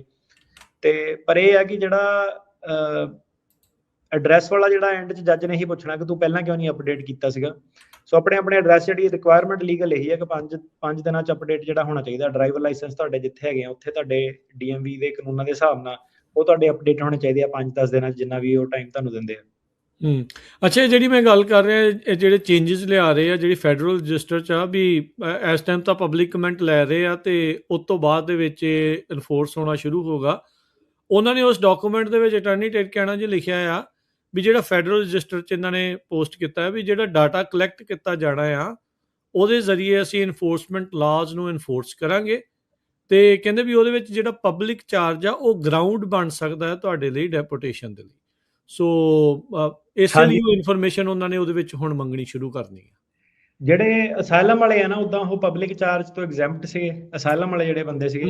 ਪਰ ਜਿਹੜੇ ਜਦੋਂ ਤੁਸੀਂ ਫੈਮਿਲੀ ਬੇਸਡ ਵਾਲੀ ਚੀਜ਼ ਵੱਲ ਜਾਂਦੇ ਆ, ਫੈਮਿਲੀ ਬੇਸਡ ਇਮੀਗ੍ਰੇਸ਼ਨ ਵੱਲ ਜਾਂਦੇ ਆ, ਐਮਪਲੋਇਮੈਂਟ ਬੇਸਡ ਇਮੀਗ੍ਰੇਸ਼ਨ ਵੱਲ ਜਾਂਦੇ ਆ, ਕਿਸੇ ਨੂੰ ਸਪਾਂਸਰ ਕਰਦੇ ਆ, ਬਾਅਦ ਚ ਵਿਆਹ ਕਰਾ ਕੇ, ਉਦੋਂ ਇਹ ਸਾਰੀਆਂ ਚੀਜ਼ਾਂ ਜਾਂ ਪੇਰੈਂਟਸ ਨੂੰ ਜਿਹੜਾ ਕਰਦੇ ਆ, ਤਾਂ ਪਬਲਿਕ ਚਾਰਜ ਵਾਲਾ ਜਿਹੜਾ ਮੁੱਦਾ ਜਿਹੜਾ ਆ ਜਾਂਦਾ। ਦੇਖੋ ਐਂਡ ਆਫ ਦਾ ਡੇ ਕੀ ਹੁੰਦਾ ਕਿ ਕੋਈ ਵੀ ਚੀਜ਼ ਫ੍ਰੀ ਨਹੀਂ ਹੁੰਦੀ, ਟੈਕਸ ਪੇਅਰ ਮਨੀ ਸਾਰਿਆਂ 'ਚ ਜਿਹੜਾ ਲੱਗਦਾ। ਤੇ ਇਹਨਾਂ ਦੇ ਆਪ ਦੇ ਵੀ ਬਹੁਤ ਮਸਲੇ, ਇਹਨਾਂ ਦੇ ਆਪ ਦੇ ਸਕੂਲ ਸਿਸਟਮ ਵਗੈਰਾ ਇਹ ਉਹ ਸਾਰਾ। ਤਾਂ ਉਹਨਾਂ ਦਾ ਇੱਕ ਪੁਆਇੰਟ ਹੈਗਾ ਕਿ ਟੈਕਸ ਪੇਅਰ ਦੀ ਜਿਹੜੀ ਸਪੈਂਡਿੰਗ ਆ ਉਹ ਅਮਰੀਕਨ ਸਿਟੀਜ਼ਨ ਵੱਲ ਕਿਉਂ ਨਹੀਂ ਜਿਹੜੀ ਹੋਣੀ ਚਾਹੀਦੀ। ਤੇ ਉਹ ਚੀਜ਼ 'ਚ ਆਈਡੀਓਲੋਜੀਕਲ ਡਿਫਰੈਂਸ ਇਹਨਾਂ ਦਾ ਡੈਮੋਕ੍ਰੇਟ ਵਰਸਸ ਰਿਪਬਲਿਕਨ ਵਾਲਾ ਮੁੱਦਾ ਜਿਹੜਾ ਹੈਗਾ ਕਿ ਡੈਮੋਕ੍ਰੇਟ ਚਾਹੁੰਦੇ ਆ ਕਿ ਸਾਰਾ ਜਿਹੜਾ ਖੁੱਲ੍ਹ ਹੋਵੇ, ਹਰੇਕ ਬੰਦਾ ਉਹਦੇ ਵਿੱਚ ਆ ਜਾਏ। ਰਿਪਬਲਿਕਨ ਜਿਹੜੇ ਚਾਹੁੰਦੇ ਉਹ ਕਹਿੰਦੇ ਨਹੀਂ, ਇਹ ਜਿਹੜੀ ਵੇਸਟਫੁਲ ਸਪੈਂਡਿੰਗ ਜਿਹੜੀ ਹੈਗੀ ਆ। ਤੇ ਜਿਹੜੇ ਰਿਪਬਲਿਕਨ ਆ ਉਹ ਜਿਹੜੀ ਪਬਲਿਕ ਚਾਰਜ ਦੇ ਮੁੱਦੇ ਨੂੰ ਇਸ ਤਰ੍ਹਾਂ ਦੇਖਦੇ ਆ। ਜੀ ਜੀ ਬਿਲਕੁਲ। ਅਟਾਰਨੀ ਟਿਰਕੈਨਾ ਜੀ, ਹੁਣ ਜੇ ਤੁਸੀਂ ਸਾਰੇ ਜਾਣੇ ਜਿਹੜੇ USCIS ਦੀ ਜਿਹੜੀ ਪ੍ਰੈਸ ਵਾਲਾ ਪਾਰਟ ਆ, ਨਿਊਜ਼ ਵਾਲਾ ਪਾਰਟ ਆ, ਜੇ ਉਹਦੇ ਵਿੱਚ ਤੁਸੀਂ ਜਾ ਕੇ ਦੇਖਦੇ ਆ, ਐਵਰੀ ਵੀਕ ਆਪਾਂ ਨੂੰ ਇਹ ਜਿਹੜੀਆਂ ਨਿਊਜ਼ ਆਉਂਦੀਆਂ ਡੀਨੈਚੁਰਲਾਈਜੇਸ਼ਨ ਵਾਲੀਆਂ। ਕੱਲ੍ਹ ਦੀ ਜਿਹੜੀ ਇਹ ਗੱਲਬਾਤ ਹੈਗੀ ਵੀ USCIS ਤੇ ਡਿਪਾਰਟਮੈਂਟ ਆਫ ਜਸਟਿਸ ਆ, ਉਹ ਕਹਿੰਦੇ ਇਸ ਟਾਈਮ 12 ਜਾਣੇ ਜਿਨ੍ਹਾਂ ਦੇ ਉੱਤੇ ਇਹ ਦੋਸ਼ ਆ ਵੀ ਇਹਨਾਂ ਨੇ ਟੈਰਰਿਸਟ ਨੂੰ ਸਪੋਰਟ ਕੀਤੀ, ਵਾਰ ਕ੍ਰਾਈਮ ਕੀਤੇ, ਐਸਪੀਓਨਾਜ, ਸੈਕਸ਼ੂਅਲ ਅਬਿਊਜ਼ ਤੇ ਹੋਰ ਕਈ ਤਰ੍ਹਾਂ ਦੇ ਜਿਹੜੇ ਕ੍ਰਾਈਮ ਕੀਤੇ ਆ ਵੀ ਉਹ 12 ਜਾਣਿਆਂ ਨੂੰ ਹੁਣ ਇਹਨਾਂ ਦੇ ਦੁਆਰਾ ਡੀਨੈਚੁਰਲਾਈਜੇਸ਼ਨ ਵਾਲੇ ਕੰਮ ਨੂੰ ਜਿਹੜਾ ਉਹ ਵੱਲ ਨੂੰ ਜਿਹੜਾ ਉਹ ਕਦਮ ਵੱਧ ਰਹੇ ਆ। ਸੋ ਆਪਾਂ ਲਾਸਟ ਟਾਈਮ ਵੀ ਗੱਲ ਕੀਤੀ ਸੀ ਵੀ ਦੇਰ ਆਰ ਹੰਡਰਡਸ ਆਫ ਐਪਲੀਕੇਸ਼ਨ ਜਿਹੜੀਆਂ ਡੀਨੈਚੁਰਲਾਈਜੇਸ਼ਨ ਵਾਲੇ ਪਾਸੇ ਨੂੰ ਵੱਧ ਰਹੀਆਂ ਆ। ਸੋ ਓਬਵੀਅਸਲੀ ਗੱਲ ਆ, ਜਿੱਦਾਂ ਜਿਸ ਖਬਰ ਤੋਂ ਆਪਾਂ ਸ਼ੁਰੂ ਕੀਤਾ ਵੀ ਗ੍ਰੀਨ ਕਾਰਡ ਜੇ ਤਾਂ ਹੁਣ ਸਿਟੀਜ਼ਨ ਨੂੰ ਨਹੀਂ ਛੱਡ ਰਹੇ ਤਾਂ ਗ੍ਰੀਨ ਕਾਰਡ ਦੇ ਦੁਆਲੇ ਵੀ ਜਿਹੜਾ ਇਹਨਾਂ ਨੇ ਜਾਣਾ ਹੀ ਜਿਹੜਾ ਉਹ ਹੈਗਾ ਆ। ਸੋ ਇਹ ਵੀ ਇੱਕ ਹੁਣ ਵੱਡਾ ਫੈਕਟਰ ਇਹਨਾਂ ਨੇ ਇੱਕ ਟੂਲ ਜਿਹੜਾ ਉਹ ਬਣਾਇਆ ਹੈ। ਹਾਂਜੀ ਬਿਲਕੁਲ ਜੀ, ਆਪਣੇ ਐਵਰੀ ਜਿਹੜਾ ਵੀਕ ਤੁਸੀਂ ਦੇਖ ਲਓ ਕਿ ਖਬਰਾਂ ਜਦੋਂ ਤੁਸੀਂ ਖੋਲੋ ਰੇਡੀਓ ਤੇ ਆਉਣ ਤੋਂ ਪਹਿਲਾਂ ਵੀ ਜੇ, ਤੇ ਉਹ ਜਿਹੜਾ ਡੀਨੈਚੁਰਲਾਈਜੇਸ਼ਨ ਵਾਲਾ, ਇਮੀਗ੍ਰੇਸ਼ਨ ਫਰਾਡ, ਇਹ ਸਾਰਾ ਕੁਝ ਜਿਹੜਾ ਸੀਗਾ ਸਾਹਮਣੇ ਜਿਹੜਾ ਹੈਗਾ ਤੁਹਾਡੇ ਕਿ ਆਉਂਦਾ ਹੀ ਆ। ਇੱਕ ਲਾਇਰ ਕੋਈ ਲੋਰੈਂਜ਼ੋ ਕਰਕੇ ਲਾਸਟ ਨੇਮ ਸੀਗਾ, ਉਹਨਾਂ ਨੂੰ ਇਹਨਾਂ ਨੇ ਟਾਰਗੇਟ ਕੀਤਾ, ਕਹਿੰਦੇ ਪਤਾ ਨਹੀਂ 750 EMPLOYE ਰੱਖੇ ਸੀਗੇ ਵਾਵਾ ਦਾ ਜਿਹੜਾ ਸੀਗਾ ਫਰਾਡ ਜਿਹੜਾ ਕਰਦੇ ਸੀਗੇ ਅਪਫਰੰਟ ਹੀ, ਤੇ ਲਾਇਰ ਨੂੰ ਸੂ ਕੀਤਾ ਕਿ ਕਲਾਇੰਟਾਂ ਨੇ ਜਿਹਨਾਂ ਨੇ ਕਰਾਉਣਾ ਵੀ ਨਹੀਂ ਸੀ ਉਹਨਾਂ ਦੇ ਵੀ ਧੱਕੇ ਨਾਲ ਜਿਹੜੇ ਕਰਾਏ ਆ। ਹੁਣ ਤੁਸੀਂ ਵਾਪਸ ਜਦੋਂ ਜਾ ਕੇ ਦੇਖੋ ਸਾਡੇ ਸ਼ੋਅ ਤਾਂ ਇਹਦੇ ਬਾਰੇ ਕਦੋਂ ਦੀ ਗੱਲ ਆਪਾਂ ਕੀਤੀ ਕਿ ਯਾਰ ਇਹ ਜਿਹੜੇ ਮਾਸ ਫੈਕਟਰੀ ਸਟਾਈਲ ਜਿਹੜੇ ਝੂਠ ਉਹ ਕਰਦੇ ਆ, ਤੁਸੀਂ ਨਾਲ ਜਿਹੜਾ ਫਸ ਜਾਣਾ ਉਹਦੇ ਵਿੱਚ। ਪਰ ਆਪਣਾ ਲੋਕਾਂ ਨੇ ਕੀਤਾ ਕਰਦੇ ਹੋਏ, ਕਈ ਲੋਕੀ ਡਰੇ ਆਪਣਾ ਜਿਹੜਾ ਕਰਕੇ ਕਿ ਨਹੀਂ ਉਧਰ ਨੂੰ ਜਾਣਾ, ਸਹੀ ਰਹਿ ਗਏ। ਹੁਣ ਕਹਿੰਦੇ ਵੀ ਹੈ ਕਿ ਯਾਰ ਉਦੋਂ ਤੁਸੀਂ ਸਹੀ ਸਲਾਹ ਦਿੱਤੀ ਸੀ, ਪੁੱਠਾ ਕੰਮ ਨਾ ਕਰੋ।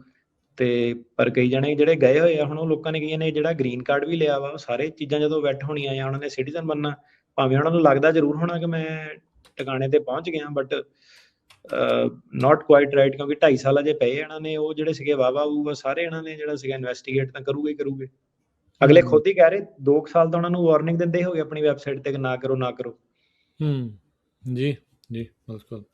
ਤੇ ਅਟਾਰਨੀ ਟਰਕੇਣਾ ਜੀ, ਇਸ ਟਾਈਮ ਜੇ ਤੁਸੀਂ ਥੋੜਾ ਜਿਹਾ ਕੋਰਟਸ ਦੇ ਬਾਰੇ ਸਾਨੂੰ ਦੱਸਿਓ ਵੀ ਰਾਈਟ ਨਾਓ ਕਿੱਦਾਂ ਦੀ ਜਿਹੜੀ ਸਿਚੁਏਸ਼ਨ ਆ ਉਹ ਆਪਾਂ ਨੂੰ ਉੱਥੇ ਦਿਖ ਰਹੀ ਆ। ਸੋ ਕੋਰਟਸ ਦੇ ਵਿੱਚ ਐਕਚੁਅਲੀ ਜਿਹੜੇ ਵੀ ਹੁਣ ਜਿਹੜੇ ਐਗਜ਼ਿਸਟਿੰਗ ਜੱਜ ਹੈਗੇ ਆ, ਭਾਵੇਂ ਜਿਹੜੇ ਚੰਗੇ ਵੀ ਸੀਗੇ, ਸਟ੍ਰਿਕਟ ਤਾਂ ਹੋ ਗਏ ਕਿਉਂਕਿ ਜੌਬ ਜੂਬ ਆਪਣੀ ਬਚਾਣੀ ਉਹਨਾਂ ਨੇ, ਸਿੱਧਾ ਜਿਹਾ ਹਿਸਾਬ। ਜਿਹੜੇ ਕਈ ਨਵੇਂ ਜੱਜ ਆਏ ਆ, ਪਹਿਲਾਂ ਆਪਾਂ ਨੂੰ ਲੱਗਦਾ ਸੀਗਾ ਸਾਰੇ ਸਿੱਧੇ ਸਟ੍ਰਿਕਟ ਆ, ਬੁਰੇ ਹੋਣੇ ਆ, ਉਹਨਾਂ ਦੀ ਬੋਲੀ ਬੋਲਨੇ ਆ, ਪਰ ਇਦਾਂ ਦਾ ਹੈ ਨਹੀਂਗਾ ਕੰਮ। ਕਈ ਜਿਹੜੇ ਜੱਜ ਹੈਗੇ ਉਹ ਸਟੈਂਡ ਲੈ ਰਹੇ ਆ ਪੂਰਾ, ਜਿੱਦਾਂ ਡਿਪਾਰਟਮੈਂਟ ਕਹਿੰਦਾ ਕਿ ਨਹੀਂ ਪ੍ਰੀ ਟਰਮਿਟ ਕਰ ਦੇਣਾ। ਉਹ ਕਈ ਹੈਗੇ ਮਿਲਟਰੀ ਜੱਜ, ਉਹਨਾਂ ਨੇ ਸਟੈਂਡ ਲਿਆ ਕਿ ਨਹੀਂ ਇਹਨਾਂ ਨੇ ਇਨਫ ਕੀਤਾ, ਪ੍ਰੀ ਟਰਮਿਟ ਨਹੀਂ ਹੋਣਾ, ਇਹਨੂੰ ਮੈਂ ਟ੍ਰਾਇਲ ਤੇ ਲੈ ਕੇ ਜਾਣਾ, ਇਹਨੂੰ ਤਰੀਕ ਅੱਗੇ ਦਿਓ ਜੀ। ਤੇ ਇਹਦੇ ਵਿੱਚ ਹੁਣ ਦੇਖੋ ਜੀ, ਪਰਸਨੈਲਿਟੀਜ਼ ਵੀ ਜੱਜਾਂ ਦੀਆਂ ਆ ਜਾਂਦੀਆਂ ਕਿ ਕਈ ਜੱਜ ਜਿਹੜੇ ਇਦਾਂ ਦੇ ਵੀ ਤੁਹਾਨੂੰ ਪਤਾ ਹੀ ਹੈ ਸਾਰਿਆਂ ਨੂੰ, ਹਨਾ, ਕਿ ਜਿਨ੍ਹਾਂ ਨੇ ਕੇਸ ਉਡਾਉਣਾ ਹੀ ਉਡਾਉਣਾ, ਨੋ ਮੈਟਰ ਵਾਟ, ਪਹਿਲਾਂ ਜਾਂ ਬਾਅਦ। ਤੇ ਉਹਨਾਂ ਦੇ ਕੋਲ ਹੁਣ ਜਿਹੜਾ ਥੋੜਾ ਜਿਹਾ ਸੌਖਾ ਤਰੀਕਾ ਕਰਨ ਦਾ, ਉਹਨੇ ਕਹਿਣਾ ਨਹੀਂ ਜਿਹੜਾ ਨਵਾਂ ਫੈਸਲਾ ਉਹ ਇਦਾਂ ਵਾ ਕਿ ਜੇ ਬੰਦੇ ਦੇ ਗੰਭੀਰ ਸੱਟ ਨਹੀਂ ਲੱਗੀ ਇਹਦਾ ਕੇਸ ਉਡਾ ਦਿਓ, ਤਰੀਕ ਸੁਣਨ ਦੀ ਲੋੜ ਨਹੀਂ ਕੋਈ ਹੈਗੀ। ਸੋ ਇਦਾਂ ਦੀਆਂ ਚੀਜ਼ਾਂ ਜਿਹੜੀਆਂ ਕਾਫੀ ਜਿਹੜੀਆਂ ਕੋਰਟਸ ਦੇ ਵਿੱਚ ਜਿਹੜੀਆਂ ਚੱਲ ਰਹੀਆਂ। ਇਫੈਕਟਿਵ ਰੇਟ ਜਿਹੜਾ ਉਹੀ ਹੈਗਾ 7 ਤੋਂ 10% ਸਮਵੇਅਰ ਹੈਗਾ। ਤੇ ਜਿਹੜਾ ਸਭ ਤੋਂ ਮੇਨ ਮੁੱਦਾ ਜਿਹੜਾ ਘੁੰਮ ਫਿਰ ਕੇ ਗੱਲ ਉੱਥੇ ਹੀ ਆਉਂਦੀ ਕਿ ਸਭ ਤੋਂ ਗੰਭੀਰ ਸੱਟ ਜਿਹੜੀ ਆ ਉਹ ਕੀ ਲੱਗੀ ਆ। ਉਹ ਮਤਲਬ ਇਹ ਨਹੀਂ ਕਹਿੰਦੇ ਕਿ ਮੈਂ ਤੁਰ ਨਹੀਂ ਸਕਦਾ ਸੀਗਾ, ਇਹਨੂੰ ਸੱਟ ਨਹੀਂ ਉਹ ਕਹਿੰਦੇ ਉਦੋਂ, ਉਹ ਸੱਟ ਇਹਨੂੰ ਕਹਿੰਦੇ ਕਿ ਬੰਦਾ ਐਕਚੁਅਲ 'ਚ ਤੁਰ ਨਹੀਂ ਸਕਦਾ, ਹੁਣ ਵੀ ਨਹੀਂ ਤੁਰ ਸਕਦਾ, ਰਾਈਟ। ਸੋ ਦੋਨੋਂ ਚੀਜ਼ਾਂ ਜਿਹੜਾ ਫਰਕ ਆ ਉਹ ਲੈਵਲ ਤੇ ਗੱਲਾਂ ਜਿਹੜੀਆਂ ਪਹੁੰਚ ਗਈਆਂ।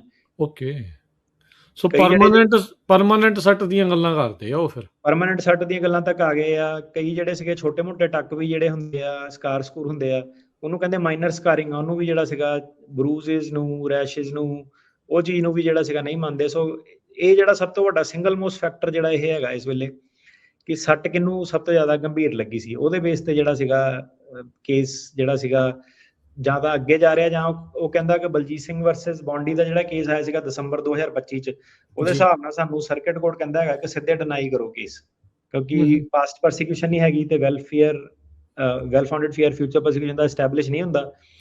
ਤੇ ਉਹ ਚੀਜ਼ਾਂ ਜਿਹੜੀਆਂ ਸੀਗੀਆਂ ਕਾਫੀ ਜਿਹੜੀਆਂ ਕਾਮਨ ਅੱਜ ਕੱਲ੍ਹ ਕਿ ਸੱਟ ਦੀ ਗੰਭੀਰਤਾ ਕੀ ਆ।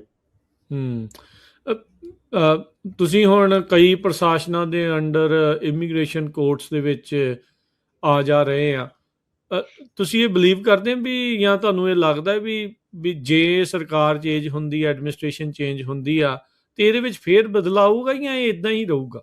ਹਾਂਜੀ, ਫਿਰ ਉਦੋਂ ਸੇਮ ਜੱਜ ਨੇ ਆਪਣੀ ਨੌਕਰੀ ਦੂਜੀ ਸਰਕਾਰ ਦੇ ਥੱਲੇ ਬਚਾਣੀ ਹੈ। ਬਾਈਡਨ ਦੇ ਵੀ ਤਾਂ ਹੁਣ ਇਦਾਂ ਹੀ ਹੋਇਆ ਸੀਗਾ ਨਾ, ਉਹਨੇ ਆਂਦੇ ਨੇ ਕਹਿ ਦਿੱਤਾ ਕਿ ਸਾਰੇ ਕੇਸ ਐਡਮਿਨ ਕਲੋਜ਼ ਕਰੋ, ਜਿਹੜੇ ਵਿਆਹ ਵਾਲੇ ਆ ਰੀਓਪਨ ਕਰੋ। ਇਦਾਂ ਦੇ ਡਿਫਿਕਲਟ ਕੇਸ ਸੀਗੇ ਕਈਆਂ ਨੇ, ਤੇ ਕਾਫੀ ਡਿਫਿਕਲਟ ਗਈ। ਜਿਹੜਾ 1980 ਚ 90 ਚ ਡੀਪੋਰਟੇਸ਼ਨਾਂ ਜਿਹੜੀਆਂ ਲੱਗੀਆਂ ਸੀਗੀਆਂ ਉਹ ਰੀਓਪਨ ਗ੍ਰਾਂਟ ਕਰਕੇ ਰੀਓਪਨ ਕਰਾ ਕੇ ਕਲੋਜ਼ ਕਰਾ ਕੇ ਉਹਨਾਂ ਨੂੰ ਗ੍ਰੀਨ ਕਾਰਡ ਜਿਹੜੇ ਦਵਾਏ। ਇਦਾਂ ਦੇ ਕੇਸ ਸੀਗੇ ਜਿਹੜੇ ਕਈ ਜੈਕਪਾਟ ਉਹਨਾਂ ਦਾ ਗਿਆ ਬਾਈਡਨ ਸਰਕਾਰ ਦੇ ਥੱਲੇ।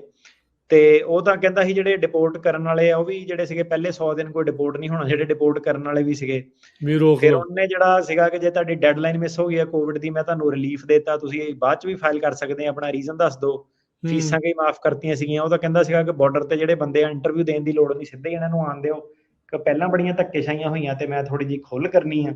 ਹਾਂ ਤੇ ਮੇਰੇ ਖਿਆਲ ਉਹ ਇਦਾਂ ਹੀ ਸੀਗਾ ਕਿ ਜਿੰਨੇ ਇਹਨਾਂ ਨੇ ਬੰਦੇ ਡਿਪੋਰਟ ਕਰਨੇ ਉਹਨਾਂ ਨੇ ਬਾਅਦ ਚ ਉਹਨੇ ਹੀ ਵਾਪਸ ਬੁਲਾਣੇ। ਸਿੱਧਾ ਇਹ ਜਿਹਾ ਜਿਹੜਾ ਹਿਸਾਬ ਆ। ਇਹ ਪੈਂਡੂਲਮ ਸਵਿੰਗ ਕਦੀ ਖੱਬੇ ਕਦੀ ਸੱਜੇ, ਇਹ ਕੁਛ ਜਿਹੜਾ ਉਹ ਚੱਲਦਾ ਹੀ ਰਹਿਣਾ, ਇਹਦਾ ਮਤਲਬ ਇਹੀ ਆ। ਹਾਂਜੀ, ਆਪਾਂ ਵੀ ਨਾਲ ਹੀ ਸਵਿੰਗ ਹੋ ਰਹੇ ਹਾਂ, ਸਾਡੇ ਵੀ ਵਿਚਾਰ ਜਿਹੜੇ ਜਿੱਦਾਂ ਜਿੱਦਾਂ ਨੂੰ ਪੈਂਡਮ ਸਵਿੰਗ ਹੁੰਦਾ ਉਹਦੇ ਹਿਸਾਬ ਨਾਲ ਹੀ ਫਿਰ ਡਿਸਾਈਡ ਹੁੰਦੇ ਆ। ਮੈਂ ਕਿਹਾ ਹੁਣ ਹਿਊਮਨ ਬੀਇੰਗ ਤਾਂ ਉਦਾਂ ਦਾ ਕ੍ਰੀਚਰ ਹੈਗਾ ਕਿ ਪੈਂਡੂਲਮ ਹੁਣ ਜਿਹੜਾ ਸੀਗਾ ਜਦੋਂ ਇੱਕ ਰੀਜ਼ਨ ਹੁਣ ਜਿਹੜੇ ਤਰੀਕੇ ਨਹੀਂ, ਜਦੋਂ ਤਰੀਕੇ ਨਹੀਂ ਸਹੀ ਵਰਤੇ, ਕਿ ਡਿਊ ਪ੍ਰੋਸੈਸ ਹੀ ਨਹੀਂ ਵਰਤਿਆ, ਕਿ ਅੱਡੀ ਧੱਕੇਸ਼ਾਹੀ ਜਿਹੜੀ ਕਰਤੀ, ਹੁਣ ਇਹ ਹੈ ਕਿ ਪੈਂਡੂਲਮ ਦੂਜੇ ਪਾਸੇ ਛੇਤੀ ਸਵਿੰਗ ਹੋ ਜਾਣਾ ਜੇ ਥੋੜਾ ਸਹੀ ਕਰਦੇ, ਇਕਨੋਮੀ ਹਰੇਕ ਚੀਜ਼ ਜਿਹੜਾ ਸਹੀ ਤਰੀਕੇ ਨਾਲ ਚੱਲਦੇ, ਕਿ ਸਰਕਾਰ ਦੀ ਵਾਕਈ ਕੋਈ ਕੰਟਰੀਬਿਊਸ਼ਨ ਹੁੰਦੀ, ਵਾਕਈ ਅਮਰੀਕਾ ਜੌਬਸ ਕ੍ਰੀਏਟ ਹੁੰਦੀਆਂ, ਤੇ ਹੋ ਸਕਦਾ ਕਿ ਇਹੀ ਸਰਕਾਰ ਜਿਹੜੀ ਰਹਿਣੀ ਸੀ। ਬਟ ਹੁਣ ਦੇਖ ਰਿਹਾ ਉਹ ਕਿ ਪੈਂਡੂਲਮ ਆਲਰੇਡੀ ਸਵਿੰਗ ਹੋ ਚੁੱਕਾ। ਗਈ ਫਲੋਰੀਡਾ ਚ ਤੁਸੀਂ ਦੇਖ ਲਓ, ਜਿਹੜੇ ਇਲੈਕਸ਼ਨ ਏਦਾਂ ਦੀਆਂ ਵੀ ਜਿੱਤੇ ਜਿੱਥੇ ਕਦੀ ਵੀ ਨਹੀਂ ਜਿੱਤੇ ਸੀ। ਇਹ ਹੁਣ ਜਿੱਦਾਂ ਇਹ ਕਹਿੰਦੇ ਸੀਗੇ ਜੀ ਇਮੀਗ੍ਰੈਂਟਸ ਦੇ ਕਰਕੇ ਹੀ ਸਾਰਾ ਕੁਝ ਖਰਾਬ ਆ, ਹੁਣ ਜਿਹੜੀ ਮਹਿੰਗਾਈ ਵੀ ਵੱਧ ਗਈ ਆ, ਕਿਉਂਕਿ ਇਨਫੋਰਸਮੈਂਟ ਦੇ ਵਿੱਚ ਤੇ ਇਹਨਾਂ ਦੀ ਕੋਈ ਘਾਟ ਨਹੀਂ ਆਈ, ਇਹ ਆਪਾਂ ਦੇਖਿਆ ਹੀ ਆ ਸਾਰਾ ਕੁਛ। ਨਾ ਘਰਾਂ ਦੀਆਂ ਕੀਮਤਾਂ ਘਟੀਆਂ, ਚੀਜ਼ਾਂ ਮਹਿੰਗੀਆਂ ਜਿਹੜੀਆਂ ਹੋ ਗਈਆਂ, ਅਮਰੀਕਨਸ ਨੂੰ ਜੋਬ ਪਤਾ ਨਹੀਂ ਆਈ ਡੋਂਟ ਨੋ ਕਿੰਨੀ ਕੁ ਜ਼ਿਆਦਾ ਜਿਹੜੀਆਂ ਉਹ ਮਿਲ ਗਈਆਂ, ਬੇਰੁਜ਼ਗਾਰੀ ਵੀ ਵੱਧ ਗਈ ਹੈ, ਇਨਫਲੇਸ਼ਨ ਵੀ ਵੱਧ ਗਈ ਆ। ਸੋ ਇਹ ਇੱਕ ਇੰਟਰਨਲੀ ਜਾਂ ਕਹਿ ਲਓ ਵੀ ਇੱਕ ਵੈਸੇ ਹੀ ਇਹ ਦਿਖਾਇਆ ਹੀ ਜਾ ਰਿਹਾ ਸੀਗਾ, ਵੈਸੇ ਹੀ ਇਮੀਗ੍ਰੇਸ਼ਨ ਕ੍ਰੈਕਡਾਊਨ ਨੂੰ ਜਸਟੀਫਾਈ ਕਰਨ ਦੇ ਲਈ ਉਹ ਚੀਜ਼ਾਂ ਸਿਰਫ ਕਹੀਆਂ ਗਈਆਂ। ਹਾਂਜੀ, ਮਤਲਬ ਇਮੀਗ੍ਰੇਸ਼ਨ ਕ੍ਰੈਕਡਾਊਨ ਜਿਹੜਾ ਸੀਗਾ, ਆਈ ਥਿੰਕ ਕੱਲਾ ਇਮੀਗ੍ਰੇਸ਼ਨ ਐਕਸਕਲੂਸਿਵ ਫੈਕਟਰ ਨਹੀਂ ਹੈਗਾ, ਕੀਮਤਾਂ ਦੇ ਹੋਰ ਬੜੀਆਂ, ਜਿੱਦਾਂ ਹੁਣ ਆਪਣੇ ਸਿਲੀਕਨ ਵੈਲੀ ਚ ਦੇਖੀਏ ਤਾਂ AI ਜਿਹੜੀ ਹੈਗੀ ਆ ਉਹਨੇ ਕਾਫੀ ਜੌਬ ਰਿਪਲੇਸਮੈਂਟ ਕੀਤੀ ਆ। ਤੁਹਾਨੂੰ ਜਿਹੜੇ ਐਕਸਪਰਟਸ ਆ ਉਹ ਦੱਸ ਹੀ ਦੇਓਗੇ, 30% ਉਹ ਪ੍ਰੈਡਿਕਸ਼ਨ ਕਰਦੇ ਆ, ਕਹਿੰਦੇ ਆ 50% ਤੱਕ ਇਹ ਈਜ਼ੀਲੀ ਜਾ ਸਕਦੀ ਹੈ, 50 to 70%। ਉਹ ਹੁਣ ਤੁਸੀਂ ਜਿਹੜੇ ਜੇ ਥੋੜਾ ਬਹੁਤ ਵੀ ਦੇਖੋ ਤਾਂ ਵਾਕਈ ਜਿਹੜੀਆਂ ਹੈਗੀਆਂ ਕਿ ਕਾਫੀ ਜ਼ਿਆਦਾ, ਮਤਲਬ ਆਲਮੋਸਟ ਜਿਹੜਾ ਸੀਗਾ ਵਰਚੁਅਲ, ਜਿੱਦਾਂ ਤੁਹਾਨੂੰ ਕਹਿ ਲਓ ਕਿ ਤੁਹਾਡਾ ਅਸਿਸਟੈਂਟ ਏਜੰਟ ਹੀ ਮਿਲ ਜਾਂਦਾ ਇੱਕ ਤਰੀਕੇ ਦਾ। ਮਤਲਬ ਲਿਟਰਲੀ ਜਿਹੜੇ ਲੋਕੀ ਹੁਣ ਆਫਿਸਾਂ 'ਚ ਕੰਮ ਕਰਦੇ ਆ, ਤੁਸੀਂ ਰਨ ਕਰਕੇ ਜਿਹੜਾ ਦੇਖ ਸਕਦੇ ਕਿ ਕਾਫੀ ਸਾਰੇ ਜਿਹੜੇ ਪ੍ਰੋਸੈਸਿਸ ਆ ਉਹ ਤਾਂ ਬੇਸਿਕਲੀ ਕਹਿੰਦੇ ਆ ਕਿ ਇਹਨੂੰ ਨਾਲ ਜਿਹੜੇ ਸਿਸਟਮਾਂ ਨੂੰ ਔਨ ਕਰ ਦੋ, ਉਹਨੇ ਤੁਹਾਡੇ ਬਿਜ਼ਨਸ ਸਟੱਡੀ ਕਰੀ ਜਾਣੇ ਤੁਹਾਨੂੰ। ਮਤਲਬ ਕਿ ਅਜੇ ਤਾਂ ਆਪਾਂ ਸ਼ੁਰੂਆਤ 'ਚ ਆ, 5 ਸਾਲ ਫਾਸਟ ਫਾਰਵਰਡ ਦੇਖੋ ਤੁਸੀਂ ਕੀ ਹੋਣਾ। ਸੋ ਆਈ ਥਿੰਕ ਕਿਸੇ ਲੈਵਲ ਤੱਕ ਇਹ ਹੈਗਾ ਕਿ ਉਹ ਜਿਹੜੇ ਹੁਣ ਜਿੱਦਾਂ ਟੈਕ ਟੁੱਕ ਵਾਲੇ ਇਮੀਗ੍ਰੈਂਟ ਬੁਲਾਉਂਦੇ ਸੀਗੇ, ਉਹਨਾਂ ਦੀ ਲੋੜ ਨਹੀਂ ਇਹਨਾਂ ਨੂੰ ਇੰਨੀ ਪੈਣੀ। ਜਿਹੜੇ ਵੋਲਿਊਮ ਵਾਲੇ ਬੰਦੇ ਸੀਗੇ ਨਾ, ਉਹਨਾਂ ਦੀ ਲੋੜ ਨਹੀਂ ਪੈਣੀ। ਜਿਹੜੇ ਹੱਥੀ ਕੰਮ ਜਿਹੜੀਆਂ ਜੌਬਸ ਹੈਗੀਆਂ ਉਹ ਜਿਹੜੀਆਂ ਨਹੀਂ ਰਿਪਲੇਸ ਹੋ ਸਕਦੀਆਂ, ਉਹਨਾਂ ਦੀ ਲੋੜ ਜਿਹੜੀ ਸੀਗੀ ਉਹਨਾਂ ਨੂੰ ਪੈਣੀ ਆ। ਤੇ ਮਾਰਕੀਟ ਜਿਹੜੀ ਸੀਗੀ ਸ਼ਿਫਟ ਹੋ ਗਈ। ਜਿਹੜੇ ਘਰਾਂ ਦੀ ਜੇ ਆਪਾਂ ਗੱਲ ਕਰੀਏ, ਘਰਾਂ ਦਾ ਵੀ ਹੁਣ ਜਿਹੜੇ ਉਹ ਨਵੇਂ ਟ੍ਰੈਂਡ ਜਿਹੜੇ ਦੇਖਦੇ ਆ ਕਿ ਜਿਹੜੀ ਯੰਗਰ ਜਨਰੇਸ਼ਨ ਆ ਉਹ ਇੰਟਰਸਟਿਡ ਨਹੀਂ ਹੈਗੇ ਵੱਡੇ ਘਰ ਲੈਣ 'ਚ।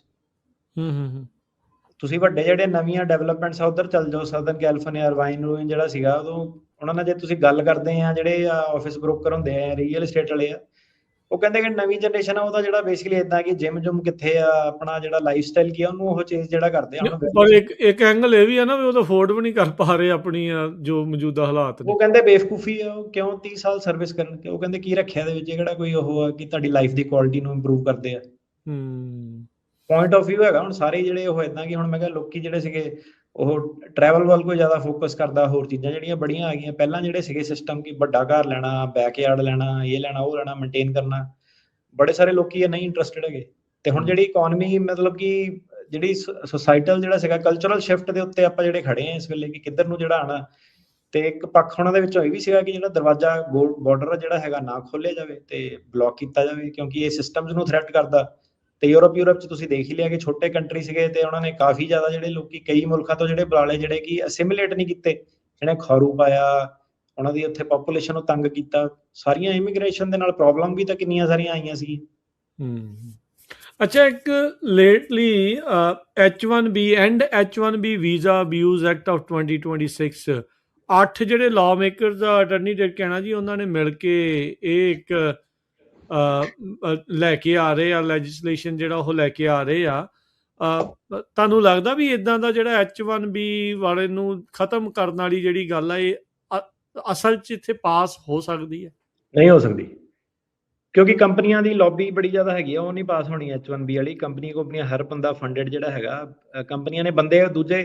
ਹੁਣ ਮੇਰੇ ਖਿਆਲ ਆ ਜਿਹੜਾ ਕੈਲੀਫੋਰਨੀਆ ਦਾ ਆਈ ਥਿੰਕ ਜਿਹੜਾ ਗਵਰਨਰ ਆ ਮੈਟ, ਮੈਨੂੰ ਨਾਮ ਨਹੀਂ, ਮੈਂ ਨਾਮ ਸੈਨੋਜ਼ੇ ਦਾ ਮੇਅਰ ਆ ਜਿਹੜਾ ਮੈਟ ਮਹਾਨ।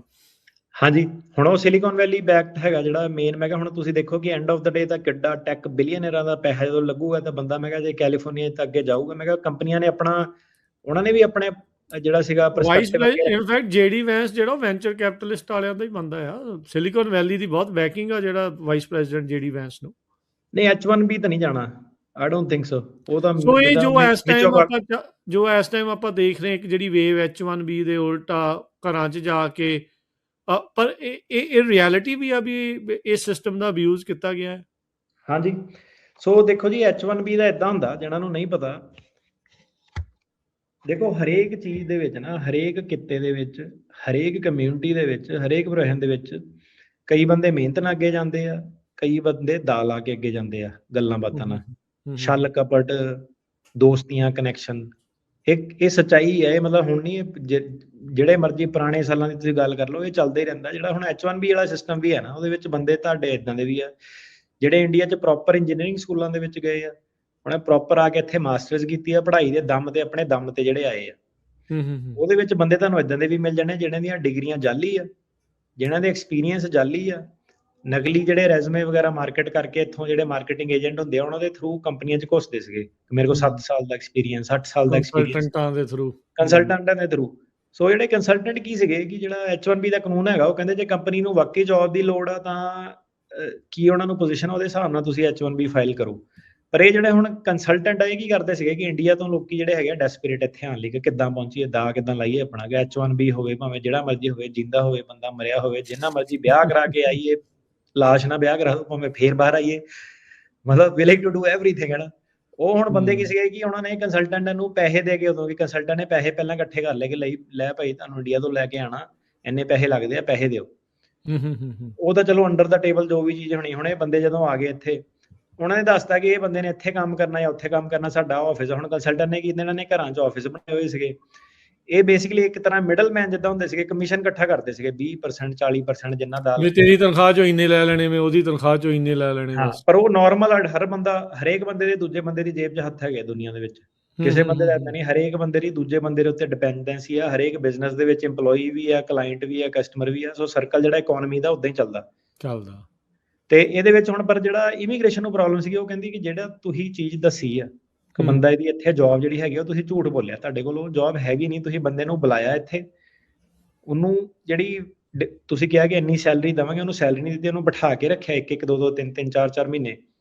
ਉਹਨੂੰ ਫਿਰ ਤੁਸੀਂ ਮਾਰਕੀਟ ਕਰਨਾ ਸ਼ੁਰੂ ਕੀਤਾ, ਉਹਦੀ ਜੌਬ ਲਗਵਾਈ, ਉਹਨੂੰ ਮਾਰਕੀਟ ਕਰਨਾ ਸ਼ੁਰੂ ਕੀਤਾ। ਉਹ ਚੀਜ਼ ਉਹ ਕਹਿੰਦੇ ਕਿ ਖਿਲਾਫ ਆ ਜਿਹੜੇ ਇਮੀਗ੍ਰੇਸ਼ਨ ਸਿਸਟਮ ਦੇ, ਤੇ ਉਹ ਜਿਹੜਾ ਅਮਰੀਕਨ ਜਿਹੜੇ ਸਿਟੀਜ਼ਨ ਆ, ਉਹਨਾਂ ਦਾ ਨੁਕਸਾਨ ਕਰਦੀ ਆ। ਕਿਉਂਕਿ ਉਹਨਾਂ ਨੂੰ ਇੱਕ ਕੰਪਨੀ ਨੂੰ ਪੂਰੀਆਂ ਤਨਖਾਹ ਦੇਣੀਆਂ ਪੈ ਰਹੀਆਂ, ਇੱਕ ਪਾਸੇ ਤੁਸੀਂ ਬੈਂਚ ਕਰ ਰਹੇ ਹੋ, ਉਹਨਾਂ ਨੂੰ ਤਨਖਾਹਾਂ ਨਹੀਂ ਦੇ ਰਹੇ। ਤੇ ਦੂਸਰਾ ਉਹ ਇਹ ਕਹਿੰਦੇ ਆ ਕਿ ਜਿਹੜੀ ਇਦਾਂ ਦੀ ਵਰਕਫੋਰਸ ਆ, ਜਿਹਨਾਂ ਨੂੰ ਆ ਕੇ ਤੁਸੀਂ ਮਾਰਕੀਟ ਕਰਕੇ ਫਿੱਟ ਕਰ ਦਿੰਦੇ ਆ, ਉਹ ਅਮਰੀਕਨਸ ਨੂੰ ਜਾਂ ਅਮਰੀਕਨ ਸੋਸਾਇਟੀ ਨੂੰ ਕਿਸੇ ਵੀ ਪੱਖੋਂ ਜਿਹੜਾ ਸੀਗਾ ਬੈਨੀਫਿਟ ਨਹੀਂ ਕਰਦੀ।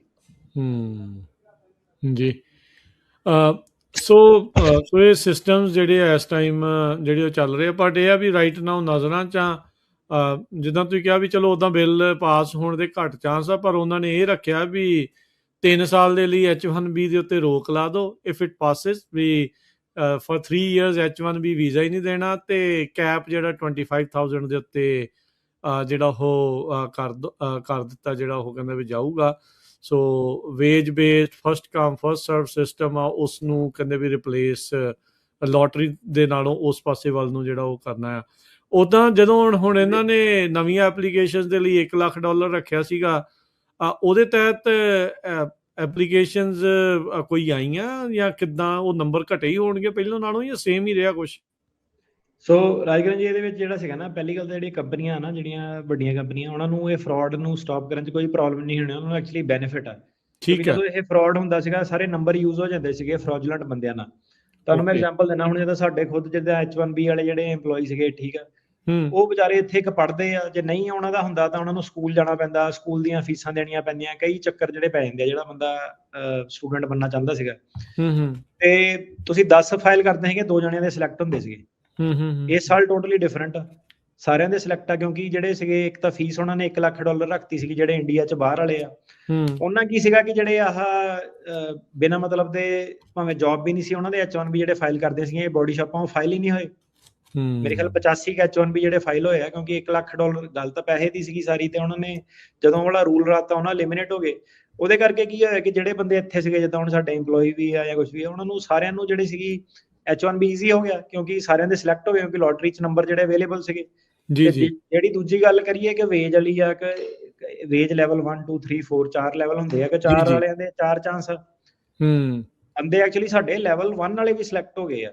ਕਹਿਣ ਦਾ ਮਤਲਬ ਏਦਾਂ ਕਿ ਜਦੋਂ ਫਰਾਡ ਹੀ ਜਦੋਂ ਕੱਟ ਸ਼ਾਟ ਹੋ ਗਿਆ, ਤੇ ਉਹਨਾਂ ਨੇ ਜਦੋਂ ਜਿਹੜਾ ਲੂਪ ਹੋਲ ਜਿਹੜੇ ਸੀਗੇ ਉਹੀ ਮਿਟਾਤੇ ਗੇਮ ਦੇ ਵਿੱਚੋਂ ਦੀ, ਤੇ ਉਹਦੇ ਨਾਲ ਜਿਹੜਾ ਸੀਗਾ ਡਾਇਰੈਕਟਲੀ, ਹੁਣ ਜਿੱਦਾਂ ਮੈਂ ਸਮਾਲ EMPLOYER ਆ, ਮੈਂ ਉਹਨੂੰ ਸਪੋਰਟ ਕਰਦਾ ਕਿ ਆਹ ਚੀਜ਼ ਵਧੀਆ, ਕਿਉਂਕਿ ਹੁਣ ਜਿਹੜਾ ਇੱਕ ਇੰਡੀਆ 'ਚ ਵਿਹਲਾ ਬੈਠਾ ਬੰਦਾ H1B ਟਰਾਈ ਕਰੀ ਜਾ ਰਿਹਾ ਹਰ ਸਾਲ, ਕੰਪਨੀਆਂ ਦੇ ਕੋਲ ਜੌਬ ਵੀ ਨਹੀਂ ਹੈਗੀ, ਇੱਕ ਤੁਸੀਂ ਕਹ ਲਓ ਕਿ ਫਰਾਡੂਲੈਂਟ ਸਕੀਮ ਜਿਹੜੀ ਹੈਗੀ ਆ, ਉਹਨਾਂ ਜਿਹੜਾ ਇੱਕ ਇੱਥੇ ਸਟੂਡੈਂਟ ਪੜ੍ਹ ਰਿਹਾ, ਜਿਹਦਾ ਇੱਕ ਖਰਚਾ ਆ ਰਿਹਾ ਰਹਿਣ ਦਾ ਇੱਥੇ ਸਾਰਾ, ਤੇ ਉਹਨੂੰ ਡਿਸਐਡਵਾਂਟੇਜ ਸੀਗੀ। ਜਿਹੜਾ ਅਮਰੀਕਨ ਸਿਟੀਜ਼ਨ ਆ ਉਹਨੂੰ ਡਿਸਐਡਵਾਂਟੇਜ ਸੀਗੀ, ਕਿਉਂਕਿ ਅਮਰੀਕਨ ਸਿਟੀਜ਼ਨ ਨੇ ਕਦੀ ਆਪਣੇ ਰੈਜ਼ੂਮੇ 'ਚ ਝੂਠ ਨਹੀਂ ਬੋਲਣਾ। ਜਿਹੜਾ ਉਹ ਵਾਲਾ ਬੰਦਾ ਆਇਆ ਉਹਨੂੰ ਝੂਠ ਬੋਲ ਕੇ ਕਿ ਨਹੀਂ ਕੋਈ 7 ਸਾਲ ਦਾ ਐਕਸਪੀਰੀਅੰਸ 8 ਸਾਲ ਦਾ ਐਕਸਪੀਰੀਅੰਸ, ਉਹ ਆਹ ਚੀਜ਼ ਚੱਲ ਰਹੀ ਸੀਗੀ।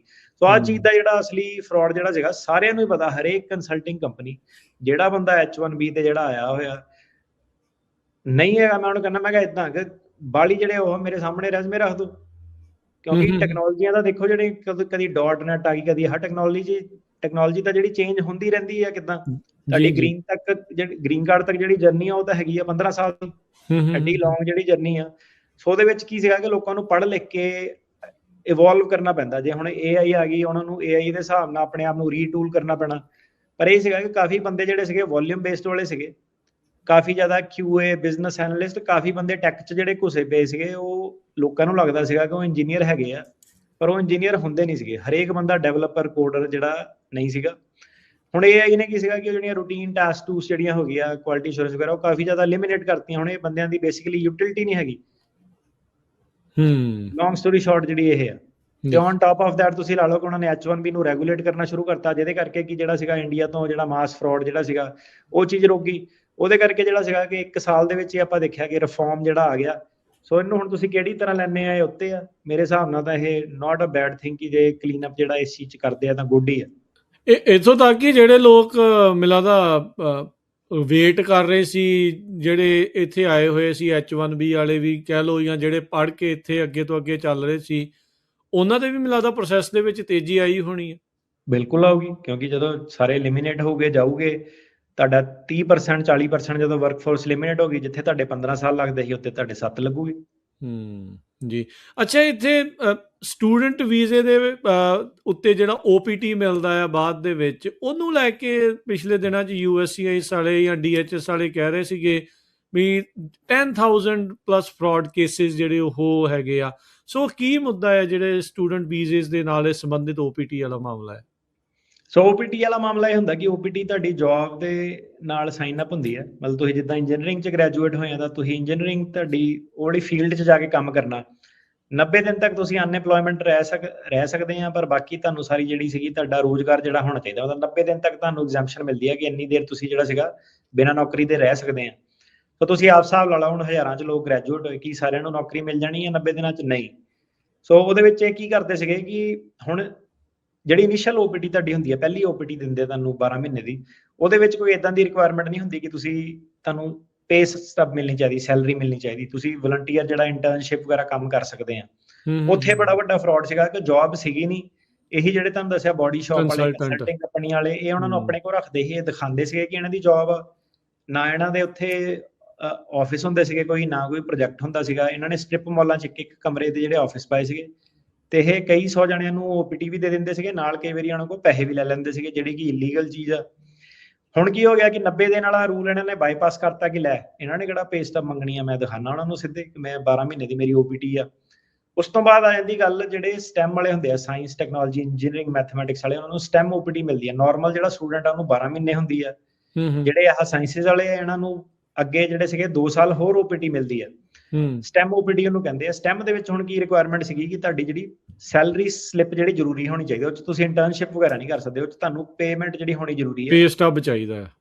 ਕੁੱਲ ਮਿਲਾ ਕੇ 90 ਦਿਨ ਤੇ ਇਹਦੇ ਵਿੱਚ ਹੋਰ ਥੋੜਾ ਜਿਹਾ ਤੁਹਾਨੂੰ ਟਾਈਮ ਦੇ ਦਿੰਦੇ ਸੀ। ਕੁੱਲ ਮਿਲਾ ਕੇ ਜੇ ਤੁਸੀਂ ਸਟੈਮ ਵਾਲੇ ਕੈਂਡੀਡੇਟ ਆ ਤਾਂ ਤੁਸੀਂ 150 ਦਿਨ ਤੱਕ ਤੁਸੀਂ ਜਿਹੜਾ ਸੀਗਾ ਅਨਇੰਪਲੋਇਡ ਜਿਹੜਾ ਰਹਿ ਸਕਦੇ ਆ। ਹੁਣ ਗੱਲ ਇਹ ਹੈ ਕਿ ਪੇ ਸਟੱਬ ਕਿੱਥੋਂ ਆਵੇ। ਕਈਆਂ ਕੋਲ ਪੇ ਸਟੱਬ ਨਹੀਂ ਹੈਗੀ, ਕਈਆਂ ਨੇ ਨਕਲੀ ਪੇ ਸਟੱਬ ਜਿਹੜੀਆਂ ਸੀਗੀਆਂ ਮਿਨੀਮਮ ਵੇਜ ਵਾਲੇ ਤੇ ਉਦਾਂ ਸ਼ੁਰੂ ਕੀਤੀਆਂ ਹੋਈਆਂ, ਕਈ ਆਪ ਪੈਸੇ ਦੇ ਕੇ ਆਪਣੀਆਂ ਪੇ ਸਟੱਬਾਂ ਜਿਹੜੀਆਂ ਐਮਪਲੋਇਰਾਂ ਕੋਲ ਜਨਰੇਟ ਜਿਹੜੀਆਂ ਕਰਦੇ ਸੀਗੇ। ਤੇ ਉਹਨਾਂ ਨੇ ਫਿਰ ਜਦੋਂ ਸਾਰਾ ਇਹ ਆਡਿਟ ਦੇਖਿਆ ਕਿ ਭਾਈ ਇਹ ਕੰਮ ਕਿੱਥੇ ਕਰਦੇ ਆ, ਕੀ ਕਰਦੇ ਆ, ਤੇ OPT ਦਾ ਜਿਹੜਾ ਫਰਾਡ ਜਿਹੜਾ ਕਾਫੀ ਜਿਹੜਾ ਸਾਹਮਣੇ ਆਇਆ।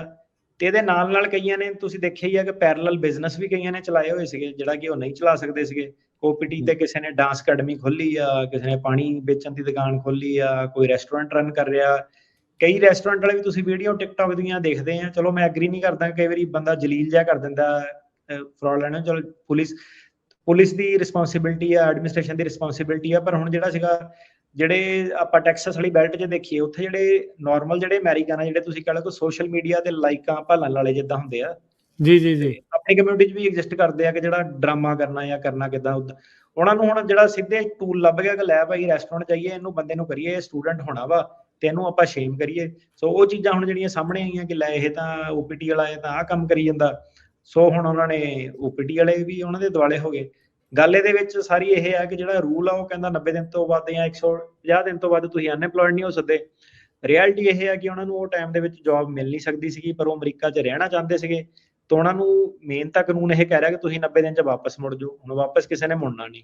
ਉਹਨੇ ਕਹਿਣਾ ਲੈ ਜਿਹੜੀ ਸਾਰੇ ਜਾਣੇ ਕਰ ਰਹੇ ਆ ਤਾਂ ਇਹ ਸਹੀ ਆ। ਹੁਣ ਇਹ ਚੀਜ਼ਾਂ ਜਿਹੜੀਆਂ ਕਈ ਸਾਲਾਂ ਦੀਆਂ ਜਿਹੜੀਆਂ ਚੱਲੀਆਂ ਆ ਰਹੀਆਂ ਸੀਗੀਆਂ, ਤੇ ਹੁਣ ਜਿਹੜਾ ਸੀਗਾ ਰੂਲ ਇੱਧਰਲੇ ਪਾਸੇ ਨੂੰ ਜਿਹੜਾ ਆ ਗਿਆ, ਤੇ ਕਾਫੀ ਲੋਕ ਜਿਹੜੇ ਸੀਗੇ ਉਹ ਤਾਂ ਕਰਕੇ ਜਿਹੜੇ ਸੀਗੇ ਪ੍ਰੋਬਲਮ 'ਚ ਆ ਗਏ। ਕੰਪਲਾਈਂਸ ਹਾਂਜੀ, ਉਹੀ ਮਤਲਬ ਨਾਰਮ ਜਿਹੜਾ ਇਹ ਬਣ ਗਿਆ ਸੀਗਾ ਇਹ ਕਾਨੂੰਨ ਦੇ ਉਲਟ, ਬਟ ਇਹ ਨਾਰਮ ਦੇ ਤੌਰ ਦੇ ਉੱਤੇ ਜਿਹੜਾ ਉਹ ਚਲਾਇਆ ਪਿਆ ਸੀ। ਹੁਣ ਇਹਨਾਂ ਦੀਆਂ ਨਜ਼ਰਾਂ 'ਚ ਆ ਗਿਆ ਇਹ ਕੰਮ ਜੀ।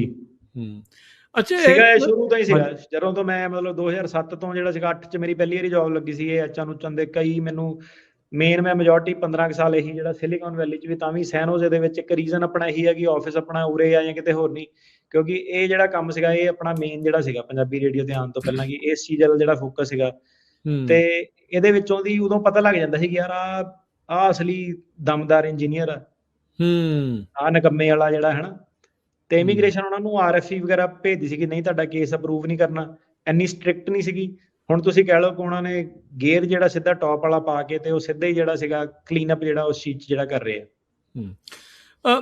ਡਿਟੈਂਸ਼ਨ ਦਾ ਇੱਕ ਜਿਹੜਾ ਓਵਰਸਾਈਟ ਆਫਿਸ ਸੀਗਾ, ਆਫਿਸ ਆਫ ਇਮੀਗ੍ਰੇਸ਼ਨ ਡਿਟੈਂਸ਼ਨ ਓਮਬਰਡਸਮੈਨ, ਉਹ ਵੀ ਐਡਮਿਨਿਸਟ੍ਰੇਸ਼ਨ ਨੇ ਜਿਹੜਾ ਉਹ ਬੰਦ ਕਰ ਦਿੱਤਾ। ਇਹ ਆਫਿਸ ਦਾ ਉਹਦਾ ਕੰਮ ਹੁੰਦਾ ਸੀਗਾ ਅਬਿਊਜ਼ ਤੇ ਜਿਹੜਾ ਮਿਸਕੰਡਕਟ ਆ ਇਮੀਗ੍ਰੇਸ਼ਨ ਡਿਟੈਂਸ਼ਨ ਸਿਸਟਮ ਦੇ ਵਿੱਚ ਜੋ ਚੱਲਦਾ ਸੀ, ਉਹਨਾਂ ਨੂੰ ਇਹ ਬੰਦ ਕਰਨਾ। ਸੋ ਇਹਦਾ ਮਤਲਬ ਇਹੀ ਆ ਵੀ ਅਸੀਂ ਡਿਟੈਂਸ਼ਨ ਜਿੱਦਾਂ ਮਰਜ਼ੀ ਕਰੀਏ, ਵੀ ਬਸ ਉਹਦੀ ਕੋਈ ਜਵਾਬਦੇਹੀ ਨਾ ਹੋਵੇ, ਅਕਾਊਂਟੇਬਿਲਟੀ ਨਾ ਹੋਵੇ। ਇਹਦਾ ਮੇਨ ਮਕਸਦ ਇਹ ਨਹੀਂ ਸੀਗਾ। ਇਹਦੇ ਕਈ ਸਾਰੇ ਇਹਦੇ ਫਾਇਦੇ ਸੀਗੇ। ਇਹਦੇ ਵਿੱਚ ਨਾ ਇੱਕ ਫਾਇਦਾ ਇਹ ਵੀ ਸੀਗਾ ਕਿ ਜਦੋਂ ਤੁਹਾਡਾ ਪ੍ਰੋਸੈਸ ਡਿਲੇ ਹੋ ਜਾਂਦਾ ਸੀਗਾ ਨਾ, ਤੁਸੀਂ ਓਮਬਰਡਸਮੈਨ ਦੇ ਆਫਿਸ ਨੂੰ ਕੰਟੈਕਟ ਕਰਦੇ ਸੀਗੇ ਕਿ ਇਮੀਗ੍ਰੇਸ਼ਨ ਮੇਰਾ ਕੇਸ ਪੈਂਡਿੰਗ ਆ, ਇਹ ਅਪਰੂਵ ਨਹੀਂ ਕਰ ਰਹੇ। ਉਹ ਇੱਕ ਤੁਸੀਂ ਕਹਿ ਲਓ ਕਿ ਨਿਊਟਰਲ ਜੀ ਜਿੱਦਾਂ ਸੀਗੀ ਇੱਕ ਏਜੰਸੀ ਜਿਹੜੀ ਕਿ ਫਿਰ ਇਮੀਗ੍ਰੇਸ਼ਨ ਨੂੰ ਪੁੱਛਦੀ ਸੀਗੀ, ਓਵਰਸਾਈਟ ਜਿਹੜੀ ਸੀਗੀ। ਸੋ ਇਹ ਵਾਲੀ ਤਾਂ ਸਰਕਾਰ ਸੁਣਨਾ ਨਹੀਂ ਚਾਹੁੰਦੀ ਕਿਸੇ ਦੀ ਗੱਲ। ਇਹਨਾਂ ਨੇ ਆਫਕੋਰਸ ਉਹਨਾਂ ਨੂੰ ਉਡਾਤਾ ਕਿ ਭਾਈ ਤੁਸੀਂ ਸਰਕਾਰੀ ਖਜ਼ਾਨੇ ਤੇ ਨਾ ਰਹੇਗਾ ਬਾਂਸ ਨਾ ਵਜੇਗੀ ਬਾਂਸਰੀ, ਬਸ ਉਹ ਗੱਲ ਆ। ਬੰਸਰੀ ਦਾ ਇਹਨਾਂ ਨੇ ਜੱਜਾਂ ਦੀ, ਵਕੀਲਾਂ ਦੀ, ਕਲਾਇੰਟਾਂ ਦੀ, ਸਾਰਿਆਂ ਦੀ ਫੜ ਕੇ ਵਜਾਤੀ ਆ। ਵੀ ਇਹਨਾਂ ਦੀ ਵਜਾਉਣ ਵਾਲਾ ਜਿਹੜਾ ਬੰਸਰੀ ਸੀ ਉਹ ਚੱਕ ਦੋ। ਹਾਂ, ਡਰਾਮੇ ਵਜਾਤਾ ਇਹਨਾਂ ਨੇ। ਨਹੀਂ, ਇਹਦੇ ਨਾਲ ਫਿਰ ਜਿਹੜੇ ਲੋਕ ਜਿਹੜੇ ਡਿਲੇ ਦਾ ਸਾਹਮਣਾ ਕਰ ਰਹੇ ਆ ਜਾਂ ਜਿਹੜੇ ਡਿਟੈਂਸ਼ਨ 'ਚ ਫਸੇ ਆ, ਜਾਂ ਜੇ ਉਹ ਆ ਕੇ ਦਾਅਵਾ ਕਰਦਾ ਵੀ ਸਾਡੇ ਨਾਲ ਮਿਸਕੰਡਕਟ ਹੋਇਆ, ਸੋ ਉਹਦੇ ਲਈ ਫਿਰ ਸਰਕਾਰ ਨੂੰ ਜਵਾਬਦੇਹ ਨਹੀਂ ਬਣਾਇਆ ਜਾ ਸਕਦਾ। ਹੁਣ ਮਿਸਕੰਡਕਟ ਦੀ ਭਾਜੀ ਗੱਲ ਕਰੀਏ, ਡਿਟੈਂਸ਼ਨ 'ਚ ਲੋਕਾਂ ਦੇ ਰੇਪ ਵੀ ਹੋਏ ਆ। ਮਿਸਕੰਡਕਟ ਦੀ ਆਪਾਂ ਗੱਲ ਕਰੀਏ, ਮੈਂ ਕਿਹਾ ਹੁਣ ਇੱਥੋਂ ਤੱਕ ਕੰਡੀਸ਼ਨ ਗਈ ਆ। ਹਾਂਜੀ, ਲੋਕਾਂ ਨੇ ਸੁਸਾਈਡ ਵੀ ਕੀਤੇ ਆ, ਲੋਕਾਂ ਦੀਆਂ ਡੈਥਸ ਵੀ ਹੋਈਆਂ। ਲੋਕਾਂ ਦੀ ਮੈਡੀਕੇਸ਼ਨ ਜਿਹੜੀ ਸੀਗੀ ਉਹਨੂੰ ਪ੍ਰੋਪਰ ਨਹੀਂ ਦਿੱਤੀ, ਜਿਹੜੀ ਕਿ ਉਹਨਾਂ ਦੀ ਰਿਸਪੌਂਸਿਬਿਲਿਟੀ। ਜਿਹੜਾ ਲੋਕੀ ਕਹਿੰਦੇ ਨਹੀਂ BP ਦੀ ਪ੍ਰੋਬਲਮ ਆ, ਇਨਸੂਲਿਨ ਦੀ ਪ੍ਰੋਬਲਮ ਆ, ਥਾਇਰੋਇਡ ਮੈਡੀਕੇਸ਼ਨ ਜਿਹੜੀ ਹੈਗੀ ਆ, ਲੋਕਾਂ ਦੀ ਉਹਦੇ ਕਰਕੇ ਹਾਲਤਾਂ ਵਿਗੜੀਆਂ ਹੋਈਆਂ ਅੰਦਰ। ਤੇ ਤੁਹਾਨੂੰ ਲੱਗਦਾ ਵੀ ਇਹਦੇ ਵਿੱਚ ਕੋਈ ਚੀਜ਼ ਦੇ ਵਿੱਚ ਸੁਧਾਰ ਹੋ ਸਕਦਾ ਆ, ਜਾਂ ਜੇ ਮੰਨ ਲਓ ਵੀ ਕੋਈ ਜਣਾ ਇੱਦਾਂ ਡਿਟੈਂਸ਼ਨ 'ਚ ਆ, ਜੇ ਕੋਈ ਇੱਦਾਂ ਦੀ ਸਿਚੁਏਸ਼ਨ 'ਚ ਆ, ਉਹਦੇ ਲਈ ਫਿਰ ਰਸਤਾ ਕੀ ਬਚਦਾ ਹੈ? ਰਸਤਾ ਦੇਖੋ, ਇੱਕ ਆਪਣਾ ਹੁਣ ਇਹ ਕੇਸ ਸੀਗਾ ਟੈਕਸਸ ਦੇ ਵਿੱਚ 5th ਸਰਕਟ ਜਿਹੜਾ ਸੀਗਾ, ਜਿਹਦੀ ਗੱਲ ਕਰੀਏ ਕਿ ਇਹ ਅਗੇਂਸਟ ਹੈ, ਕਹਿੰਦੇ ਹੇਬੀਅਸ ਕਰਨੀ ਨਹੀਂ, ਗ੍ਰਾਂਟ ਨਹੀਂ ਕਰਨੀ ਜਾਂ ਬੌਂਡ ਨਹੀਂ ਮਿਲਣਾ ਚਾਹੀਦਾ। ਤੇ ਮੁੰਡੇ ਨੂੰ 5th ਸਰਕਟ ਦੇ ਟੈਕਸਸ ਦੇ ਕੈਂਪ ਚੋਂ ਬਾਹਰ ਕਢਾਇਆ ਸੀਗਾ, ਜਿਹੜਾ ਲੋਕੀ ਕਹਿੰਦੇ ਕਿ ਨਿਕਲ ਨਹੀਂ ਸਕਦਾ ਵਾਲੇ ਚੋਂ, ਡਿਟੈਂਸ਼ਨ ਸੈਂਟਰ ਚੋਂ। ਤੇ ਗੱਲ ਇਹ ਆ ਕਿ ਜੱਜ ਤੋਂ ਜੱਜ ਡਿਪੈਂਡ ਕਰਦਾ, ਜਿਹੜਾ ਆਰਗੂਮੈਂਟ ਜਿਹੜੇ ਡਿਪੈਂਡ ਕਰਦੇ ਆ, ਸਲੋ ਗੇਮ ਜਿਹੜੀ ਹੁੰਦੀ ਆ, ਕਈ ਜੱਜ ਕਰਨਾ ਚਾਹੁੰਦੇ ਆ, ਪਰ ਕਈ ਚੀਜ਼ਾਂ ਉਹਨਾਂ ਨੂੰ ਵੀ ਦੇਖਣੀਆਂ ਜਿਹੜੀਆਂ ਪੈਂਦੀਆਂ। ਸੋ ਜਿਹੜਾ ਲੀਗਲ ਪ੍ਰੋਸੈਸ ਆ ਜਿਹੜਾ ਸਲੋ ਆ, ਪਰ ਇਹ ਹੈ ਕਿ ਬੰਦੇ ਨੇ ਰਾਈਟ ਵੇ ਜਿਹੜਾ ਹਾਇਰ ਕਰ ਲਿਆ ਸੀਗਾ, ਤੇ ਹਫ਼ਤਾ ਕੁ ਲੱਗਾ, ਡਾਇਰੈਕਟਰ ਰਿਲੀਜ਼ ਸੀਗੀ, ਇਹ ਵੀ ਨਹੀਂ ਉਹਨੇ ਕਿਹਾ ਕਿ ਬੌਂਡ ਦੇ ਦਿਓ, ਕਹਿੰਦਾ ਸਿੱਧੇ ਛੱਡੋ ਆਰਡਰ ਜਿਹੜਾ ਸੀਗਾ। ਸੋ ਤੁਸੀਂ ਆਪ ਹਿਸਾਬ ਲਾ ਸਕਦੇ ਹੋ ਕਿ ਟੈਕਸਸ ਚੋਂ ਬੰਦਾ ਬਾਹਰ ਆ ਗਿਆ 5th ਸਰਕਟ ਚੋਂ, ਜਿੱਥੇ ਸਰਕਟ ਕੋਰਟ ਦਾ ਕਾਨੂੰਨ ਜਿਹੜਾ ਕਹਿੰਦਾ ਕਿ ਇਹਨਾਂ ਨੂੰ ਛੱਡਣਾ ਨਹੀਂ ਹੈ। ਸੋ ਮਤਲਬ ਇਦਾਂ ਕਿ ਲੀਗਲ ਜਿਹੜੀਆਂ ਜੋ ਵੀ ਆਰਗੂਮੈਂਟਸ ਜਿਹੜੀਆਂ ਤੁਹਾਡੀਆਂ ਹੁੰਦੀਆਂ, ਟੈਕਨੀਕਲਿਟੀ ਬੈਕ ਐਂਡ ਤੇ ਹੁੰਦੀ ਹੈ, ਤੁਹਾਨੂੰ ਥੋੜਾ ਜਿਹਾ ਕਹਿ ਲਓ ਇੱਥੇ ਆ ਕੇ ਸਿੰਪਲ ਹੋ ਕੇ ਪ੍ਰੈਜ਼ੈਂਟ ਕਰੀਦਾ, ਪਰ ਗੱਲ ਇਦਾਂ ਕਿ ਬੈਕਗਰਾਉਂਡ ਤੇ ਆਪਣਾ ਕੰਮ ਜਿਹੜਾ ਚੱਲਦਾ ਰਹਿੰਦਾ। ਹੁਣ ਇਹ ਇੱਕ ਚੀਜ਼ ਇਹ ਹੈ ਕਿ ਤੁਸੀਂ ਸਾਡੇ ਨਾਲ ਜੁੜੇ ਹੋਏ ਆ, ਭਾਵੇਂ ਟਾਈਮ ਔਖੇ ਆ ਭਾਵੇਂ ਸੌਖੇ ਆ, ਕਿਉਂਕਿ ਤੁਹਾਨੂੰ ਪਤਾ ਹੈਗਾ ਆ ਚੀਜ਼, ਇਹ ਕੰਮ, ਇਹ ਬੰਦੇ ਆਹ ਵਾਲਾ ਕੰਮ ਜਿਹੜਾ ਕਰਦੇ ਆ ਟੈਕਨੀਕਲ, ਜਦੋਂ ਸਾਰਾ ਰੌਲਾ ਰੱਪਾ ਸੈਟਲ ਹੋ ਜਾਂਦਾ ਨਾ, ਲੱਤਾਂ ਲੁੱਤਾਂ ਖਿੱਚਣ ਵਾਲਾ ਕੰਮ ਸਾਰਾ ਸੈਟਲ ਹੋ ਜਾਂਦਾ, ਨੁਕਤਾ ਚੀਨੀ ਵਾਲਾ ਕੰਮ ਜਦੋਂ ਸੈਟਲ ਹੋ ਜਾਂਦਾ, ਤਾਂ ਬੰਦਾ ਫੇਰ ਦੇਖਦਾ ਕਿ ਯਾਰ ਕਿਹਦੇ ਕੋਲ ਜਾਵਾਂ, ਕਿਹਨੂੰ ਟੈਕਨੀਕਲ ਨੌਲੇਜ ਆ, ਕੀ ਆ। ਉਹ ਤੁਹਾਡੇ ਮੂਹਰੇ ਆ। ਆਰਕੇਕੇ ਵਾਲਾ ਸੀਗਾ ਕਿੱਦਾਂ, ਹੁਣ ਮੈਂ ਕਿਹਾ ਹੁਣ ਸਾਡਾ ਜਦੋਂ ਇੱਕ ਵਾਰੀ ਭੂਮਿਕਾ ਬਣੂਗੀ, ਮੰਚ ਤਿਆਰ ਹੋਊਗਾ 9 ਸਰਕਟ ਦੇ ਉੱਤੇ, ਜਿੱਥੇ ਜਿੱਥੇ ਮੌਕਾ ਮਿਲੂਗਾ ਉੱਥੇ ਉੱਥੇ ਆਪਾਂ ਚੇਂਜ ਲੈ ਕੇ ਆਵਾਂਗੇ। ਪਰ ਇਹ ਸਾਰੇ ਜਿਹੜਾ ਟਾਈਮ ਹੈਗਾ ਨਾ, ਇਹਨੂੰ ਸਲੋ ਜਿਹੜਾ ਚੱਲਣਾ ਪੈਂਦਾ। ਕਈ ਚੀਜ਼ਾਂ ਜਿਹੜੀਆਂ ਹੁੰਦੀਆਂ, ਰਾਈਟ ਕੇਸ ਹੋਊਗਾ, ਉਹ ਵਾਲਾ ਬੰਦਾ ਹਾਇਰ ਕਰੂਗਾ, ਓਰਲ ਆਰਗੂਮੈਂਟਸ ਹੋਊਗੀਆਂ ਨਹੀਂ ਹੋਗੀਆਂ। ਤੇ ਜਿਹੜਾ ਸੀਗਾ ਫੜ ਟੈਕਸਸ ਚੋਂ ਵੀ ਜਿਹੜਾ ਸੀਗਾ ਬੰਦਾ ਬਾਹਰ ਆ ਗਿਆ, ਠੀਕ ਆ। ਸੋ ਕਹਿਣ ਦਾ ਮਤਲਬ ਇਦਾਂ ਹੈਗਾ ਕਿ ਇਦਾਂ ਨਹੀਂ ਹੈਗਾ ਕਿ ਹਰ ਕਿਤੇ ਗੇਮ ਜਿਹੜੀ ਓਵਰ ਹੋ ਗਈ ਆ, ਫਾਈਟ ਤੁਸੀਂ ਦੇਣੀ ਪੈਂਦੀ, ਤੁਹਾਨੂੰ ਕਰਨੀ ਪੈਂਦੀ ਆ। ਟੈਕਸਸ ਦੇ ਵਿੱਚ ਵੀ ਜਿਹੜੇ ਜੱਜ ਹੈਗੇ ਆ, ਡੈਮੋਕ੍ਰੈਟ ਵੀ ਹੈਗੇ ਆ, ਰਿਪਬਲਿਕਨ ਵੀ ਹੈਗੇ ਆ। ਜਿਹੜੇ ਰਿਪਬਲਿਕਨ ਬੰਦੇ ਵੀ ਆ, ਉਹ ਵੀ ਕਈ ਲੋਕਾਂ ਨੂੰ ਨਹੀਂ ਫੜ ਕੇ ਜੇਲ੍ਹਾਂ 'ਚ ਰੱਖਣਾ ਚਾਹੁੰਦੇ ਜਾਂ ਸਾਰੇ ਕੇਸ ਨਹੀਂ ਫੇਲ ਕਰਨਾ ਚਾਹੁੰਦੇ, ਕਿਉਂਕਿ ਜਿਹੜੀ ਸਰਕਾਰ ਆ ਉਹ ਇੱਕ ਤਰੀਕੇ ਨਾਲ ਕੰਟਰੀ ਨੂੰ ਰਨ ਕਰਨਾ ਚਾਹੁੰਦੀ ਆ। ਪਰ ਸਾਰੇ ਬੰਦੇ ਉਹਨਾਂ ਨਾਲ ਐਗਰੀ ਨਹੀਂ ਕਰਦੇ। ਸਰਕਾਰ ਨੇ ਠੀਕ ਆ, ਕਈ ਜੱਜ ਫਾਇਰ ਕਰਤੇ, ਕਈ ਨਵੇਂ ਜਿਹੜੇ ਲੈ ਕੇ ਆ ਗਏ, ਪਰ ਜ਼ਰੂਰੀ ਨਹੀਂ ਹੈਗਾ ਕਿ ਜਿਹੜੇ ਨਵੇਂ ਵੀ ਜੱਜ ਆ ਉਹਨਾਂ ਨੇ ਸਾਰਿਆਂ ਨੇ 100% ਹੀ ਸਰਕਾਰ ਦੀ ਬੋਲੀ ਜਿਹੜੀ ਬੋਲਣੀ ਹੁੰਦੀ ਆ। ਸੋ ਇਹ ਹੈ ਕਿ ਛੋਟੀਆਂ ਛੋਟੀਆਂ ਮੱਲਾਂ ਜਿਹੜੀਆਂ ਮਾਰਨੀਆਂ ਪੈਂਦੀਆਂ ਅੱਜ ਕੱਲ੍ਹ। ਇਹ ਨਹੀਂ ਕਿ ਤੁਸੀਂ ਸਿੱਧੇ ਹੀ ਮਾਂ ਯੁੱਧ ਜਿੱਤ ਗਏ, ਇੱਕ ਦਿਨ 'ਚ 10 ਅਸਾਈਲਮ ਦੇ ਕੇਸ ਪਾਸ ਹੋ ਗਏ ਜਿੱਦਾਂ ਪਹਿਲਾਂ ਸੀਗਾ, ਉਹ ਵਾਲਾ ਕੰਮ ਨਹੀਂ ਜਿਹੜਾ ਹੈਗਾ। ਤੇ ਜਿਹੜੀ ਫਾਈਟ ਆ ਉਹ ਅਪੀਲਾਂ ਤੱਕ ਜਿਹੜੀ ਜਾ ਰਹੀ ਆ, ਮਤਲਬ ਕਿ ਤੁਹਾਨੂੰ ਲੌਂਗ ਟਰਮ ਸਟ੍ਰੈਟਜੀ ਜਿਹੜੀ ਕਰਨੀ ਪੈਣੀ ਆ। ਇਮੀਗ੍ਰੇਸ਼ਨ ਕੋਰਟ 'ਚ ਸਹੀ ਪ੍ਰੈਜ਼ੈਂਟ ਕਰਨਾ ਪੈਣਾ, BIA 'ਚ ਸਹੀ ਪ੍ਰੈਜ਼ੈਂਟ ਕਰਨਾ ਪੈਣਾ, 9th ਸਰਕਟ 'ਚ ਸਹੀ ਪ੍ਰੈਜ਼ੈਂਟ ਕਰਨਾ ਪੈਣਾ। ਇਹ ਸਾਰੇ ਦੇ ਵਿੱਚ ਕਈ ਜਿਹੜੇ ਸੀਗੇ, ਤੁਹਾਨੂੰ ਪਤਾ ਆਹ ਚੀਜ਼ ਦੇ ਵਿੱਚ ਵੀ ਜਿਹੜਾ ਤੁਹਾਨੂੰ ਸਹੀ ਜਿਹੜੀ ਚੀਜ਼ ਤੁਹਾਨੂੰ ਗਾਈਡੈਂਸ ਦੱਸਦੀ ਕਿ ਬਈ ਆਹ ਚੀਜ਼ ਆ, ਇੱਕ ਜੱਜ ਜਿਹੜਾ ਸਹੀ ਮਿਲਣਾ ਚਾਹੀਦਾ, ਉੱਥੇ ਤੁਹਾਡਾ ਕੇਸ ਰਿਵਰਸ ਹੋ ਸਕਦਾ। ਹੁਣ ਫੈਸਲਾ ਇਹ ਤੁਹਾਡਾ ਕਿ ਤੁਸੀਂ ਇਹ ਗੱਲ ਨੂੰ ਸਮਝ ਸਕਦੇ ਆ ਕਿ ਨਹੀਂ ਸਮਝ ਸਕਦੇ ਆ ਜੀ, ਕਿਉਂਕਿ ਇਹ ਚੀਜ਼ ਦੇ ਵਿੱਚ ਜੋਕਰ ਲੱਤਾਂ ਖਿੱਚਣ ਵਾਲੇ ਬੰਦੇ ਬਥੇਰੇ ਹੈਗੇ ਕਿ ਲੈ ਵੀ ਵਕੀਲ ਦੀ ਤਾਂ ਜਾਦੂ ਦੀ ਛੜੀ ਹੋਣੀ ਚਾਹੀਦੀ ਆ, ਉਹਨੇ ਘਮਾਤੀ ਤੇ ਕੇਸ ਪਾਸ ਕਿਉਂ ਨਹੀਂ ਹੈਗਾ, ਕਲਾਇੰਟ ਆਇਆ ਤੇ ਕੇਸ ਪਾਸ ਹੋਵੇ। ਉਹ ਚੀਜ਼ ਨਹੀਂ ਹੈਗੀ। ਕੇਸ ਲਾਅ ਕੀ ਕਹਿੰਦੇ ਆ, ਤੁਸੀਂ ਕਿੰਨਾ ਸਮਝਦੇ ਆ, ਆਪਾਂ ਆਪਣੇ ਵੱਲੋਂ ਤੁਹਾਨੂੰ ਹਰ ਹਫ਼ਤੇ ਸਮਝਾਉਂਦੇ ਆ, ਬਟ ਤੁਹਾਡੀ ਉਹਦੇ ਵਿੱਚ ਅਬਜ਼ੌਰਪਸ਼ਨ ਪਾਵਰ ਕਿੰਨੀ ਆ, ਤੁਸੀਂ ਕਿੰਨਾ ਆਪਣੇ ਕੇਸ ਤੇ ਕੰਮ ਕਰਨ ਨੂੰ ਰੈਡੀ ਆ, ਤੁਸੀਂ ਕਿੰਨੀ ਮਿਹਨਤ ਕਰਨ ਨੂੰ ਰੈਡੀ ਆ, ਕਿਉਂਕਿ ਚੀਜ਼ਾਂ ਹੋ ਗਈਆਂ ਟੈਕਨੀਕਲ। ਤੇ ਮੈਂ ਸੈਂਟਾਨਾ ਸੀਗਾ, ਕਲਾਇੰਟ ਜਿਹੜਾ ਸੀਗਾ ਉਹ ਕਹਿੰਦਾ, ਉਹਨੇ ਗੱਲ ਅੱਧੇ ਕਹਿੰਦਾ ਭਾਜੀ ਉਹੀ ਵਾਲਾ ਕਹਿੰਦਾ ਕੰਮ ਜਿਹੜਾ ਅੱਗੇ ਜਿਹੜਾ ਚੱਲਾਂਗੇ, ਜਿਹੜਾ ਟੈਕਨੀਕਲ, ਜਿਹੜਾ ਕਿ ਬਿਲਕੁਲ ਫਾਈਨਲ ਮੇਨ ਰਾਊਂਡ ਤੱਕ ਜਿਹੜਾ ਜਾ ਸਕਦਾ। ਜਿਹੜੇ ਪਹਿਲਾਂ ਸੀਗੇ ਛੋਟੇ ਕਮਜ਼ੋਰ ਜਿਹੜਾ ਸੀਗਾ, ਉਹ ਤਾਂ ਪਹਿਲਾਂ ਹੀ ਝੜ ਜਾਣੇ, ਜੱਜ ਨੇ ਪਹਿਲਾਂ ਹੀ ਗਲਤੀਆਂ 100 ਕੱਢ ਦੇਣੀਆਂ, ਉਹਨਾਂ ਨੇ ਅਪੀਲ 'ਚ ਵੀ ਜਿਹੜਾ ਸੀਗਾ ਫੇਲ ਹੀ ਹੋਣਾ। ਸੋ ਹੁਣ ਜਿਹੜੀ ਚੀਜ਼ ਉੱਥੇ ਜਾਣੀ ਹੈ ਕਿ ਬੰਦੇ 'ਚ ਜਿਹੜਾ ਸੀਗਾ ਕੋਰਟ ਦੇ ਵਿੱਚ ਟੈਸਟਮਨੀ ਦੇਣ ਦਾ ਡਾਇਰੈਕਟ ਕ੍ਰੋਸ ਜਿਹੜੇ ਸਾਰੇ ਸਵਾਲ ਸੀਗੇ, ਉਹ 'ਚ ਦਮ ਕਿੰਨਾ ਬੰਦੇ 'ਚ, ਕਿੰਨਾ ਉਹਨੂੰ ਨੌਲੇਜ ਆ, ਕਿੰਨਾ ਉਹ ਸਟੈਂਡ, ਕਿੰਨੀ ਉਹ ਜਿਹੜੀ ਸੀਗੀ ਸਰਕਾਰ ਦੀ ਜਿਹੜੀ ਸੀਗੀ ਫੇਸ ਕਰ ਸਕਦਾ ਕੁਐਸਚਨਿੰਗ, ਕਿੱਦਾਂ ਉਹ ਆਪਣੇ ਵਕੀਲ ਨਾਲ ਜਿਹੜਾ ਕੰਮ ਕਰ ਸਕਦਾ। ਇਹਦੇ ਵਿੱਚ ਹੁਣ ਦੇਖੋ, ਇਹਦੇ ਵਿੱਚ ਕੋਈ ਦੋ ਰਾਏ ਨਹੀਂ ਜਿਹੜੀ ਹੈਗੀ, ਇਹਦੇ ਵਿੱਚ ਹਰੇਕ ਵਕੀਲ ਨੂੰ ਹੀ ਚੈਲੰਜਸ ਜਿਹੜੇ ਕਾਫੀ ਜਿਹੜੇ ਆਉਂਦੇ ਆ। ਕਿਉਂਕਿ ਕਈ ਤਰ੍ਹਾਂ ਦੇ ਬੰਦੇ ਜਿਹੜੇ ਸੀਗੇ ਡੇਲੀ ਬੇਸਿਸ ਤੇ ਕੋਰਟ ਸਿਸਟਮ ਦੇ ਵਿੱਚ ਕਈ ਚੀਜ਼ਾਂ ਜਿਹੜੀਆਂ ਵੇਖਣ ਨੂੰ ਜਿਹੜੀਆਂ ਮਿਲਦੀਆਂ, ਤੁਸੀਂ ਆਨਲਾਈਨ ਵੀ ਖਬਰਾਂ ਸੁਣਦੇ ਰਹਿੰਦੇ ਆ, ਕਈ ਕੁਛ ਜਿਹੜਾ ਸਮਾਜ 'ਚ ਜਿਹੜਾ ਵਾਪਰਦਾ। ਸੋ ਹੁਣ ਪ੍ਰੋਬਲਮਸ ਤਾਂ ਦੇਖੋ ਜੀ ਹੈਗੀਆਂ ਹੀ ਆ ਇਮੀਗ੍ਰੇਸ਼ਨ ਕਮਿਊਨਿਟੀ 'ਚ, ਤੇ ਜੱਜਾਂ ਨੂੰ ਵੀ ਜਿਹੜਾ ਉਹ ਪਤਾ ਵਾ, ਪਰ ਇਹ ਹੈਗਾ ਕਿ ਤੁਸੀਂ ਸਿਰਫ ਇਹ ਦੇਖਣਾ ਕਿ ਤੁਸੀਂ ਕਿੱਦਾਂ ਆਪਣੇ ਆਪ ਨੂੰ ਸੈਪਰੇਟ ਕਰਨਾ ਉਹ ਸਭ ਨਾਲੋਂ। ਜੀ ਬਿਲਕੁਲ, ਆਪਣੇ ਕੇਸ ਨੂੰ ਕਿੱਦਾਂ ਸਟਰੋਂਗਲੀ ਤੁਸੀਂ ਪ੍ਰੈਜ਼ੈਂਟ ਕਰਨਾ, ਉਹੀ ਤੁਹਾਡਾ ਜਿਹੜਾ ਉਹ ਫੋਕਸ ਜਿਹੜਾ ਹੋਣਾ ਚਾਹੀਦਾ। ਸੋ ਇੱਕ ਵਾਰੀ ਫਿਰ ਦੱਸ ਜਾਈਏ, ਕਾਲਸ ਜਿਹੜੀਆਂ ਉਹ ਆਪਾਂ ਅੱਜ ਨਹੀਂ ਲੈ ਰਹੇ ਹੈਗੇ। ਅਟਾਰਨੀ ਟਿਰਕੇਣਾ ਜੀ, ਫੈਮਿਲੀ ਬੇਸਡ ਇਮੀਗ੍ਰੇਸ਼ਨ ਵਾਲਿਆਂ ਦੀ ਅਕਸਰ ਕਾਲਸ ਆਪਾਂ ਨੂੰ ਆਉਂਦੀਆਂ ਰਹਿੰਦੀਆਂ, ਕੀ ਸਿਚੁਏਸ਼ਨ ਜਿਹੜੀ ਉਸ ਦੇ ਵਿੱਚ ਚੱਲ ਰਹੀ ਆ, ਦੋਨੋਂ ਤਰਫ ਦੀ ਥੋੜ੍ਹਾ ਜਿਹਾ ਦੱਸਣ ਦੀ ਕੋਸ਼ਿਸ਼ ਕਰਿਓ। ਜਿਨ੍ਹਾਂ ਦੇ ਰਿਸ਼ਤੇਦਾਰ ਜਾਂ ਜਿਨ੍ਹਾਂ ਦੇ ਰਿਲੇਟਿਵਸ ਇੱਥੇ ਬੈਠੇ ਇੰਤਜ਼ਾਰ ਕਰ ਰਹੇ ਆ ਨਾਲ ਆ, ਤੇ ਜਿਹੜੇ ਆਊਟ ਆਫ ਕੰਟਰੀ ਆ ਜਿੱਦਾਂ ਇੰਡੀਆ 'ਚ ਨੇ, ਵੀ ਉਹਨਾਂ ਦੇ ਲਈ ਕੀ ਸਿਚੁਏਸ਼ਨਸ ਨੇ, ਕੀ ਤੁਸੀਂ ਦੇਖ ਰਹੇ ਆ ਇਸ ਟਾਈਮ? ਜਿਹੜੇ ਅਸਾਈਲਮ ਵਾਲੇ ਜਿਹੜੇ ਹੈਗੇ ਆ, ਗ੍ਰਾਂਟ ਵਾਲੇ ਕੇਸ ਜਿਹੜੇ ਸੀਗੇ, ਜਿਹੜੇ ਹੁਣ ਸਿਟੀਜ਼ਨ ਬਣੇ ਆ, ਜੇ ਤੁਸੀਂ ਮੇਰੀ ਸਲਾਹ ਮੰਨੋ ਤਾਂ ਤੁਸੀਂ ਆਪਣੇ ਘਰਦਿਆਂ ਦਾ ਜਿਹੜਾ ਸੀਗਾ ਇਹ ਵਾਲੇ ਆਉਣ ਵਾਲੇ 2.5 ਸਾਲਾਂ ਦੇ ਵਿੱਚ ਨਾ ਅਪਲਾਈ ਕਰੋ। ਬਹੁਤ ਜ਼ਿਆਦਾ ਲੋਕਾਂ ਨੂੰ ਜਿਹੜਾ ਸੀਗਾ ਏਲੀਅਨ ਸਮਗਲਿੰਗ ਦੀ ਧਾਰਾ ਜਿਹੜੀ ਲੱਗ ਰਹੀ ਹੈ ਉਹਨਾਂ ਦੇ ਉੱਤੇ। ਓਕੇ। ਤੇ ਫਿਰ ਉਹਨਾਂ ਨੂੰ ਫੋਰਐਵਰ ਜਿਹੜਾ ਤੁਸੀਂ ਕਹ ਲਓ ਕੋਈ ਕੰਮ ਜਿਹੜਾ ਇੱਕ ਵਾਰੀ ਖਰਾਬ ਉਹਨਾਂ ਦਾ ਹੋ ਜਾਂਦਾ, ਅਨਲੈਸ ਵੇਵਰ ਵੂਵਰ ਅਪਰੂਵ ਹੋਵੇ, ਤੇ ਉਹ ਚੀਜ਼ ਤੇ ਤੁਸੀਂ ਸਬਰ ਕਰ ਲਓ। ਫਿਰ ਉਹਦੇ ਵਿੱਚ ਕੀ ਹੈਗਾ ਕਿ ਕਈ ਵਾਰੀ ਉਹ ਪੁੱਠੇ ਸਿੱਧੇ ਸਵਾਲ ਪੁੱਛਦੇ ਆ ਕਿ ਤੁਹਾਡੇ ਐਫੀਡੇਵਿਟ 'ਚ ਆਹ ਲਿਖਿਆ ਸੀਗਾ, ਹੁਣ ਤੁਸੀਂ ਆਹ ਕਹਿ ਰਹੇ ਆ, ਤੁਸੀਂ ਆਹ ਚੀਜ਼ ਨਹੀਂ ਦੱਸੀ, ਉਹ ਚੀਜ਼ ਨਹੀਂ ਦੱਸੀ। ਕਿਉਂਕਿ ਜੇ ਪੁਰਾਣੇ ਟਾਈਮਾਂ ਦੇ ਤੁਹਾਡੇ ਕੇਸ ਜਿਹੜੇ ਸੀਗੇ ਪਾਸ ਜਿਹੜੇ ਹੋਏ ਸੀਗੇ, ਵੀ ਡੋਂਟ ਨੋ ਕਿ ਉਹਦੇ ਰੈਕਰਡ 'ਚ ਕੋਈ ਕਮੀ ਪੇਸ਼ੀ ਤਾਂ ਨਹੀਂ ਸੀਗੀ, ਕਿੱਦਾਂ ਸੀਗੀ। ਸੋ ਜਿਹੜੇ ਹੁਣ ਦਾ ਟਾਈਮ ਜਿਹੜਾ ਚੱਲਦਾ, ਇਹਦੇ ਵਿੱਚ ਹਰੇਕ ਚੀਜ਼ ਉਹਨਾਂ ਨੇ ਸਕਰੂਟਨਾਈਜ਼ ਜਿਹੜੀ ਕਰਨੀ, ਉਹਨਾਂ ਨੂੰ ਇੱਕ ਨਵਾਂ ਮੌਕਾ ਮਿਲ ਜਾਂਦਾ ਤੁਹਾਡੇ ਵੱਲ ਝਾਂਤੀ ਮਾਰਨ ਦਾ। ਸੋ ਉਹ ਸਾਰੀਆਂ ਚੀਜ਼ਾਂ ਜਿਹੜੀਆਂ ਦੇਖ ਕੇ ਜਿਹੜਾ ਸੀਗਾ, ਮਤਲਬ ਜਿਹੜਾ ਟਾਈਮ ਜਿਹੜਾ ਇਹ ਹੈ ਕਿ ਅਸਾਈਲਮ ਵਾਲਾ ਜਿਹੜੇ ਸੀਗੇ ਘਰਦਿਆਂ ਨੂੰ ਜਿਹੜੀ ਸੀਗੀਆਂ ਦਿੱਕਤਾਂ ਜਿਹੜੀਆਂ ਸੀਗੀਆਂ NVC ਵੱਲੋਂ ਬਾਈਡਨ ਦੇ ਕਾਰਜਕਾਲ 'ਚ ਹੀ ਆਉਣ ਲੱਗ ਪਈਆਂ ਸੀਗੀਆਂ। ਹੁਣ ਹੋਰ ਜ਼ਿਆਦਾ ਜਿਹੜੀ ਉਹ ਪ੍ਰੋਬਲਮ ਜਿਹੜੀ ਏਲੀਅਨ ਸਮਗਲਿੰਗ ਵਾਲੀ ਜਿਹੜੀ ਆ ਰਹੀ ਹੈ ਫੈਮਿਲੀ ਇਮੀਗ੍ਰੇਸ਼ਨ। ਤੇ ਜਿਹੜੇ ਰੈਗੂਲਰ ਨੇ ਭੈਣ ਭਰਾ ਵਾਲੇ, ਦੂਜੇ ਸਪਾਊਸ, ਇਹ ਉਹ, ਉਹਨਾਂ ਸਾਰੀਆਂ ਚੀਜ਼ਾਂ ਦੇ ਵਿੱਚ ਉਹ ਸਿਚੁਏਸ਼ਨ ਕਿਵੇਂ ਚੱਲ ਰਹੀ ਹੈ? ਇੱਕ ਮਿੰਟ, ਮੈਨੂੰ ਬੰਦਾ ਕਹਿੰਦਾ ਪੁਰਾਣਾ, ਕਹਿੰਦਾ ਲਾਈਵ ਆ ਭਰਾਵਾ, ਪੁਰਾਣਾ ਲਾਈਵ ਨਹੀਂ ਹੈ, ਰੀਅਲ ਲਾਈਵ ਸ਼ੋਅ ਚੱਲਦਾ ਪਿਆ ਵਾ। ਜਿਹੜੇ ਭੈਣ ਭਰਾ ਵਾਲੇ ਕੇਸ ਆ ਨਾਰਮਲੀ ਚੱਲਦੇ ਆ, ਤੇ ਉਹਦੇ ਵਿੱਚ ਜਿਹੜਾ ਸੀਗਾ ਟਾਈਮ ਜਿਹੜਾ 15 ਸਾਲ ਸੀਗਾ, ਪਰ ਜਿਹੜੇ ਹਿਸਾਬ ਨਾਲ ਹੁਣ ਸਟ੍ਰਿਕਟਨੈਸ ਵਗੈਰਾ ਜਿਹੜੀ ਹੈਗੀ ਆ, ਨਾਲੇ ਰੀਵੈਟਿੰਗ ਐਡ ਕਰ ਦੋ, ਰੀਵੈਟਿੰਗ ਨਾਲ ਉਹਨਾਂ ਨੇ ਅੱਧੇ ਕੇਸ ਉਡਾ ਦੇਣੇ। ਸੋ ਹੋ ਸਕਦਾ ਕਿ ਉਹ ਬੜੇ ਫਾਸਟਰ ਹੋ ਜਾਣ। ਉਹ ਅੱਛਾ, ਕਈਆਂ ਨੂੰ ਫਿਰ ਝਟਕਾ ਲੱਗੂਗਾ, ਕਈਆਂ ਨੂੰ ਵਧੀਆ ਲੱਗੂਗਾ। ਇਹ ਮਤਲਬ ਹੁਣ ਦੋਨੋਂ ਤਰ੍ਹਾਂ ਚੀਜ਼ਾਂ ਜਿਹੜੀਆਂ ਆ ਜਾਣੀਆਂ। ਜੀ, ਤੇ ਜਾਂਦੇ ਜਾਂਦੇ ਟੰਡੀ ਟਰ ਕਹਿਣਾ ਜੀ, ਤੁਸੀਂ ਕੁਛ ਹੋਰ ਕੋਈ ਚੀਜ਼ ਜਿਹੜੀ ਰਹਿ ਗਈ ਹੈ ਉਹਦੇ ਬਾਰੇ ਤੁਸੀਂ ਦੱਸਣਾ ਚਾਹੁੰਦੇ ਆ, ਕੁਛ ਕਹਿਣਾ ਚਾਹੁੰਦੇ ਹੋ? ਮੇਨ ਤਾਂ ਇਹੀ ਸੀਗਾ ਇਸ ਹਫਤੇ ਦੀ ਕਾਫੀ ਸਾਡੇ ਲਈ ਵੱਡੀ ਅਚੀਵਮੈਂਟ ਸੀਗੀ ਕਿ ਡਾਇਰੈਕਟ ਰਿਲੀਜ਼ ਹਫਤੇ ਦੇ ਵਿੱਚ ਹੀ 5th ਸਰਕਿਟ ਤੋਂ ਕਾਨੂੰਨ ਦੇ ਅਗੇਂਸਟ ਨਵੀਆਂ ਆਰਗੂਮੈਂਟਾਂ ਪੇਸ਼ ਕਰਕੇ, ਵਰਤ ਕੇ, ਟੈਸਟ ਕਰਕੇ ਦੇਖ ਰਹੇ ਸੀਗੇ। ਤੇ ਕਈ ਵਾਰੀ ਪੁੱਛਦੇ ਵੀ ਆ ਲੋਕ ਕਿ ਕਿੱਦਾਂ ਜੀ ਟੈਕਸਸ ਬੰਦ ਹੋ ਗਿਆ, ਬਾਹਰ ਆ ਜਾਊਗਾ ਬੰਦਾ ਕਿ ਨਹੀਂ ਆਊਗਾ? ਉਹਨੂੰ ਕਹਿੰਦਾ ਇਹ ਕਿ ਨਹੀਂ ਭਾਈ, 50-50 ਚਾਂਸ ਆ। ਪਰ ਉਹੀ ਹੈ ਕਿ ਲੋਕੀ ਅੰਡਰਸਟੈਂਡ ਕਰਦੇ ਆ ਕਿ ਇਹ ਵਕੀਲ ਸਹੀ ਦੱਸ ਰਿਹਾ, ਕਿ ਸਹੀ ਇਹਦਾ ਰੂਟਿੰਗ ਸਟੈਟਸ ਜਿਹੜੇ ਸਹੀ ਆ।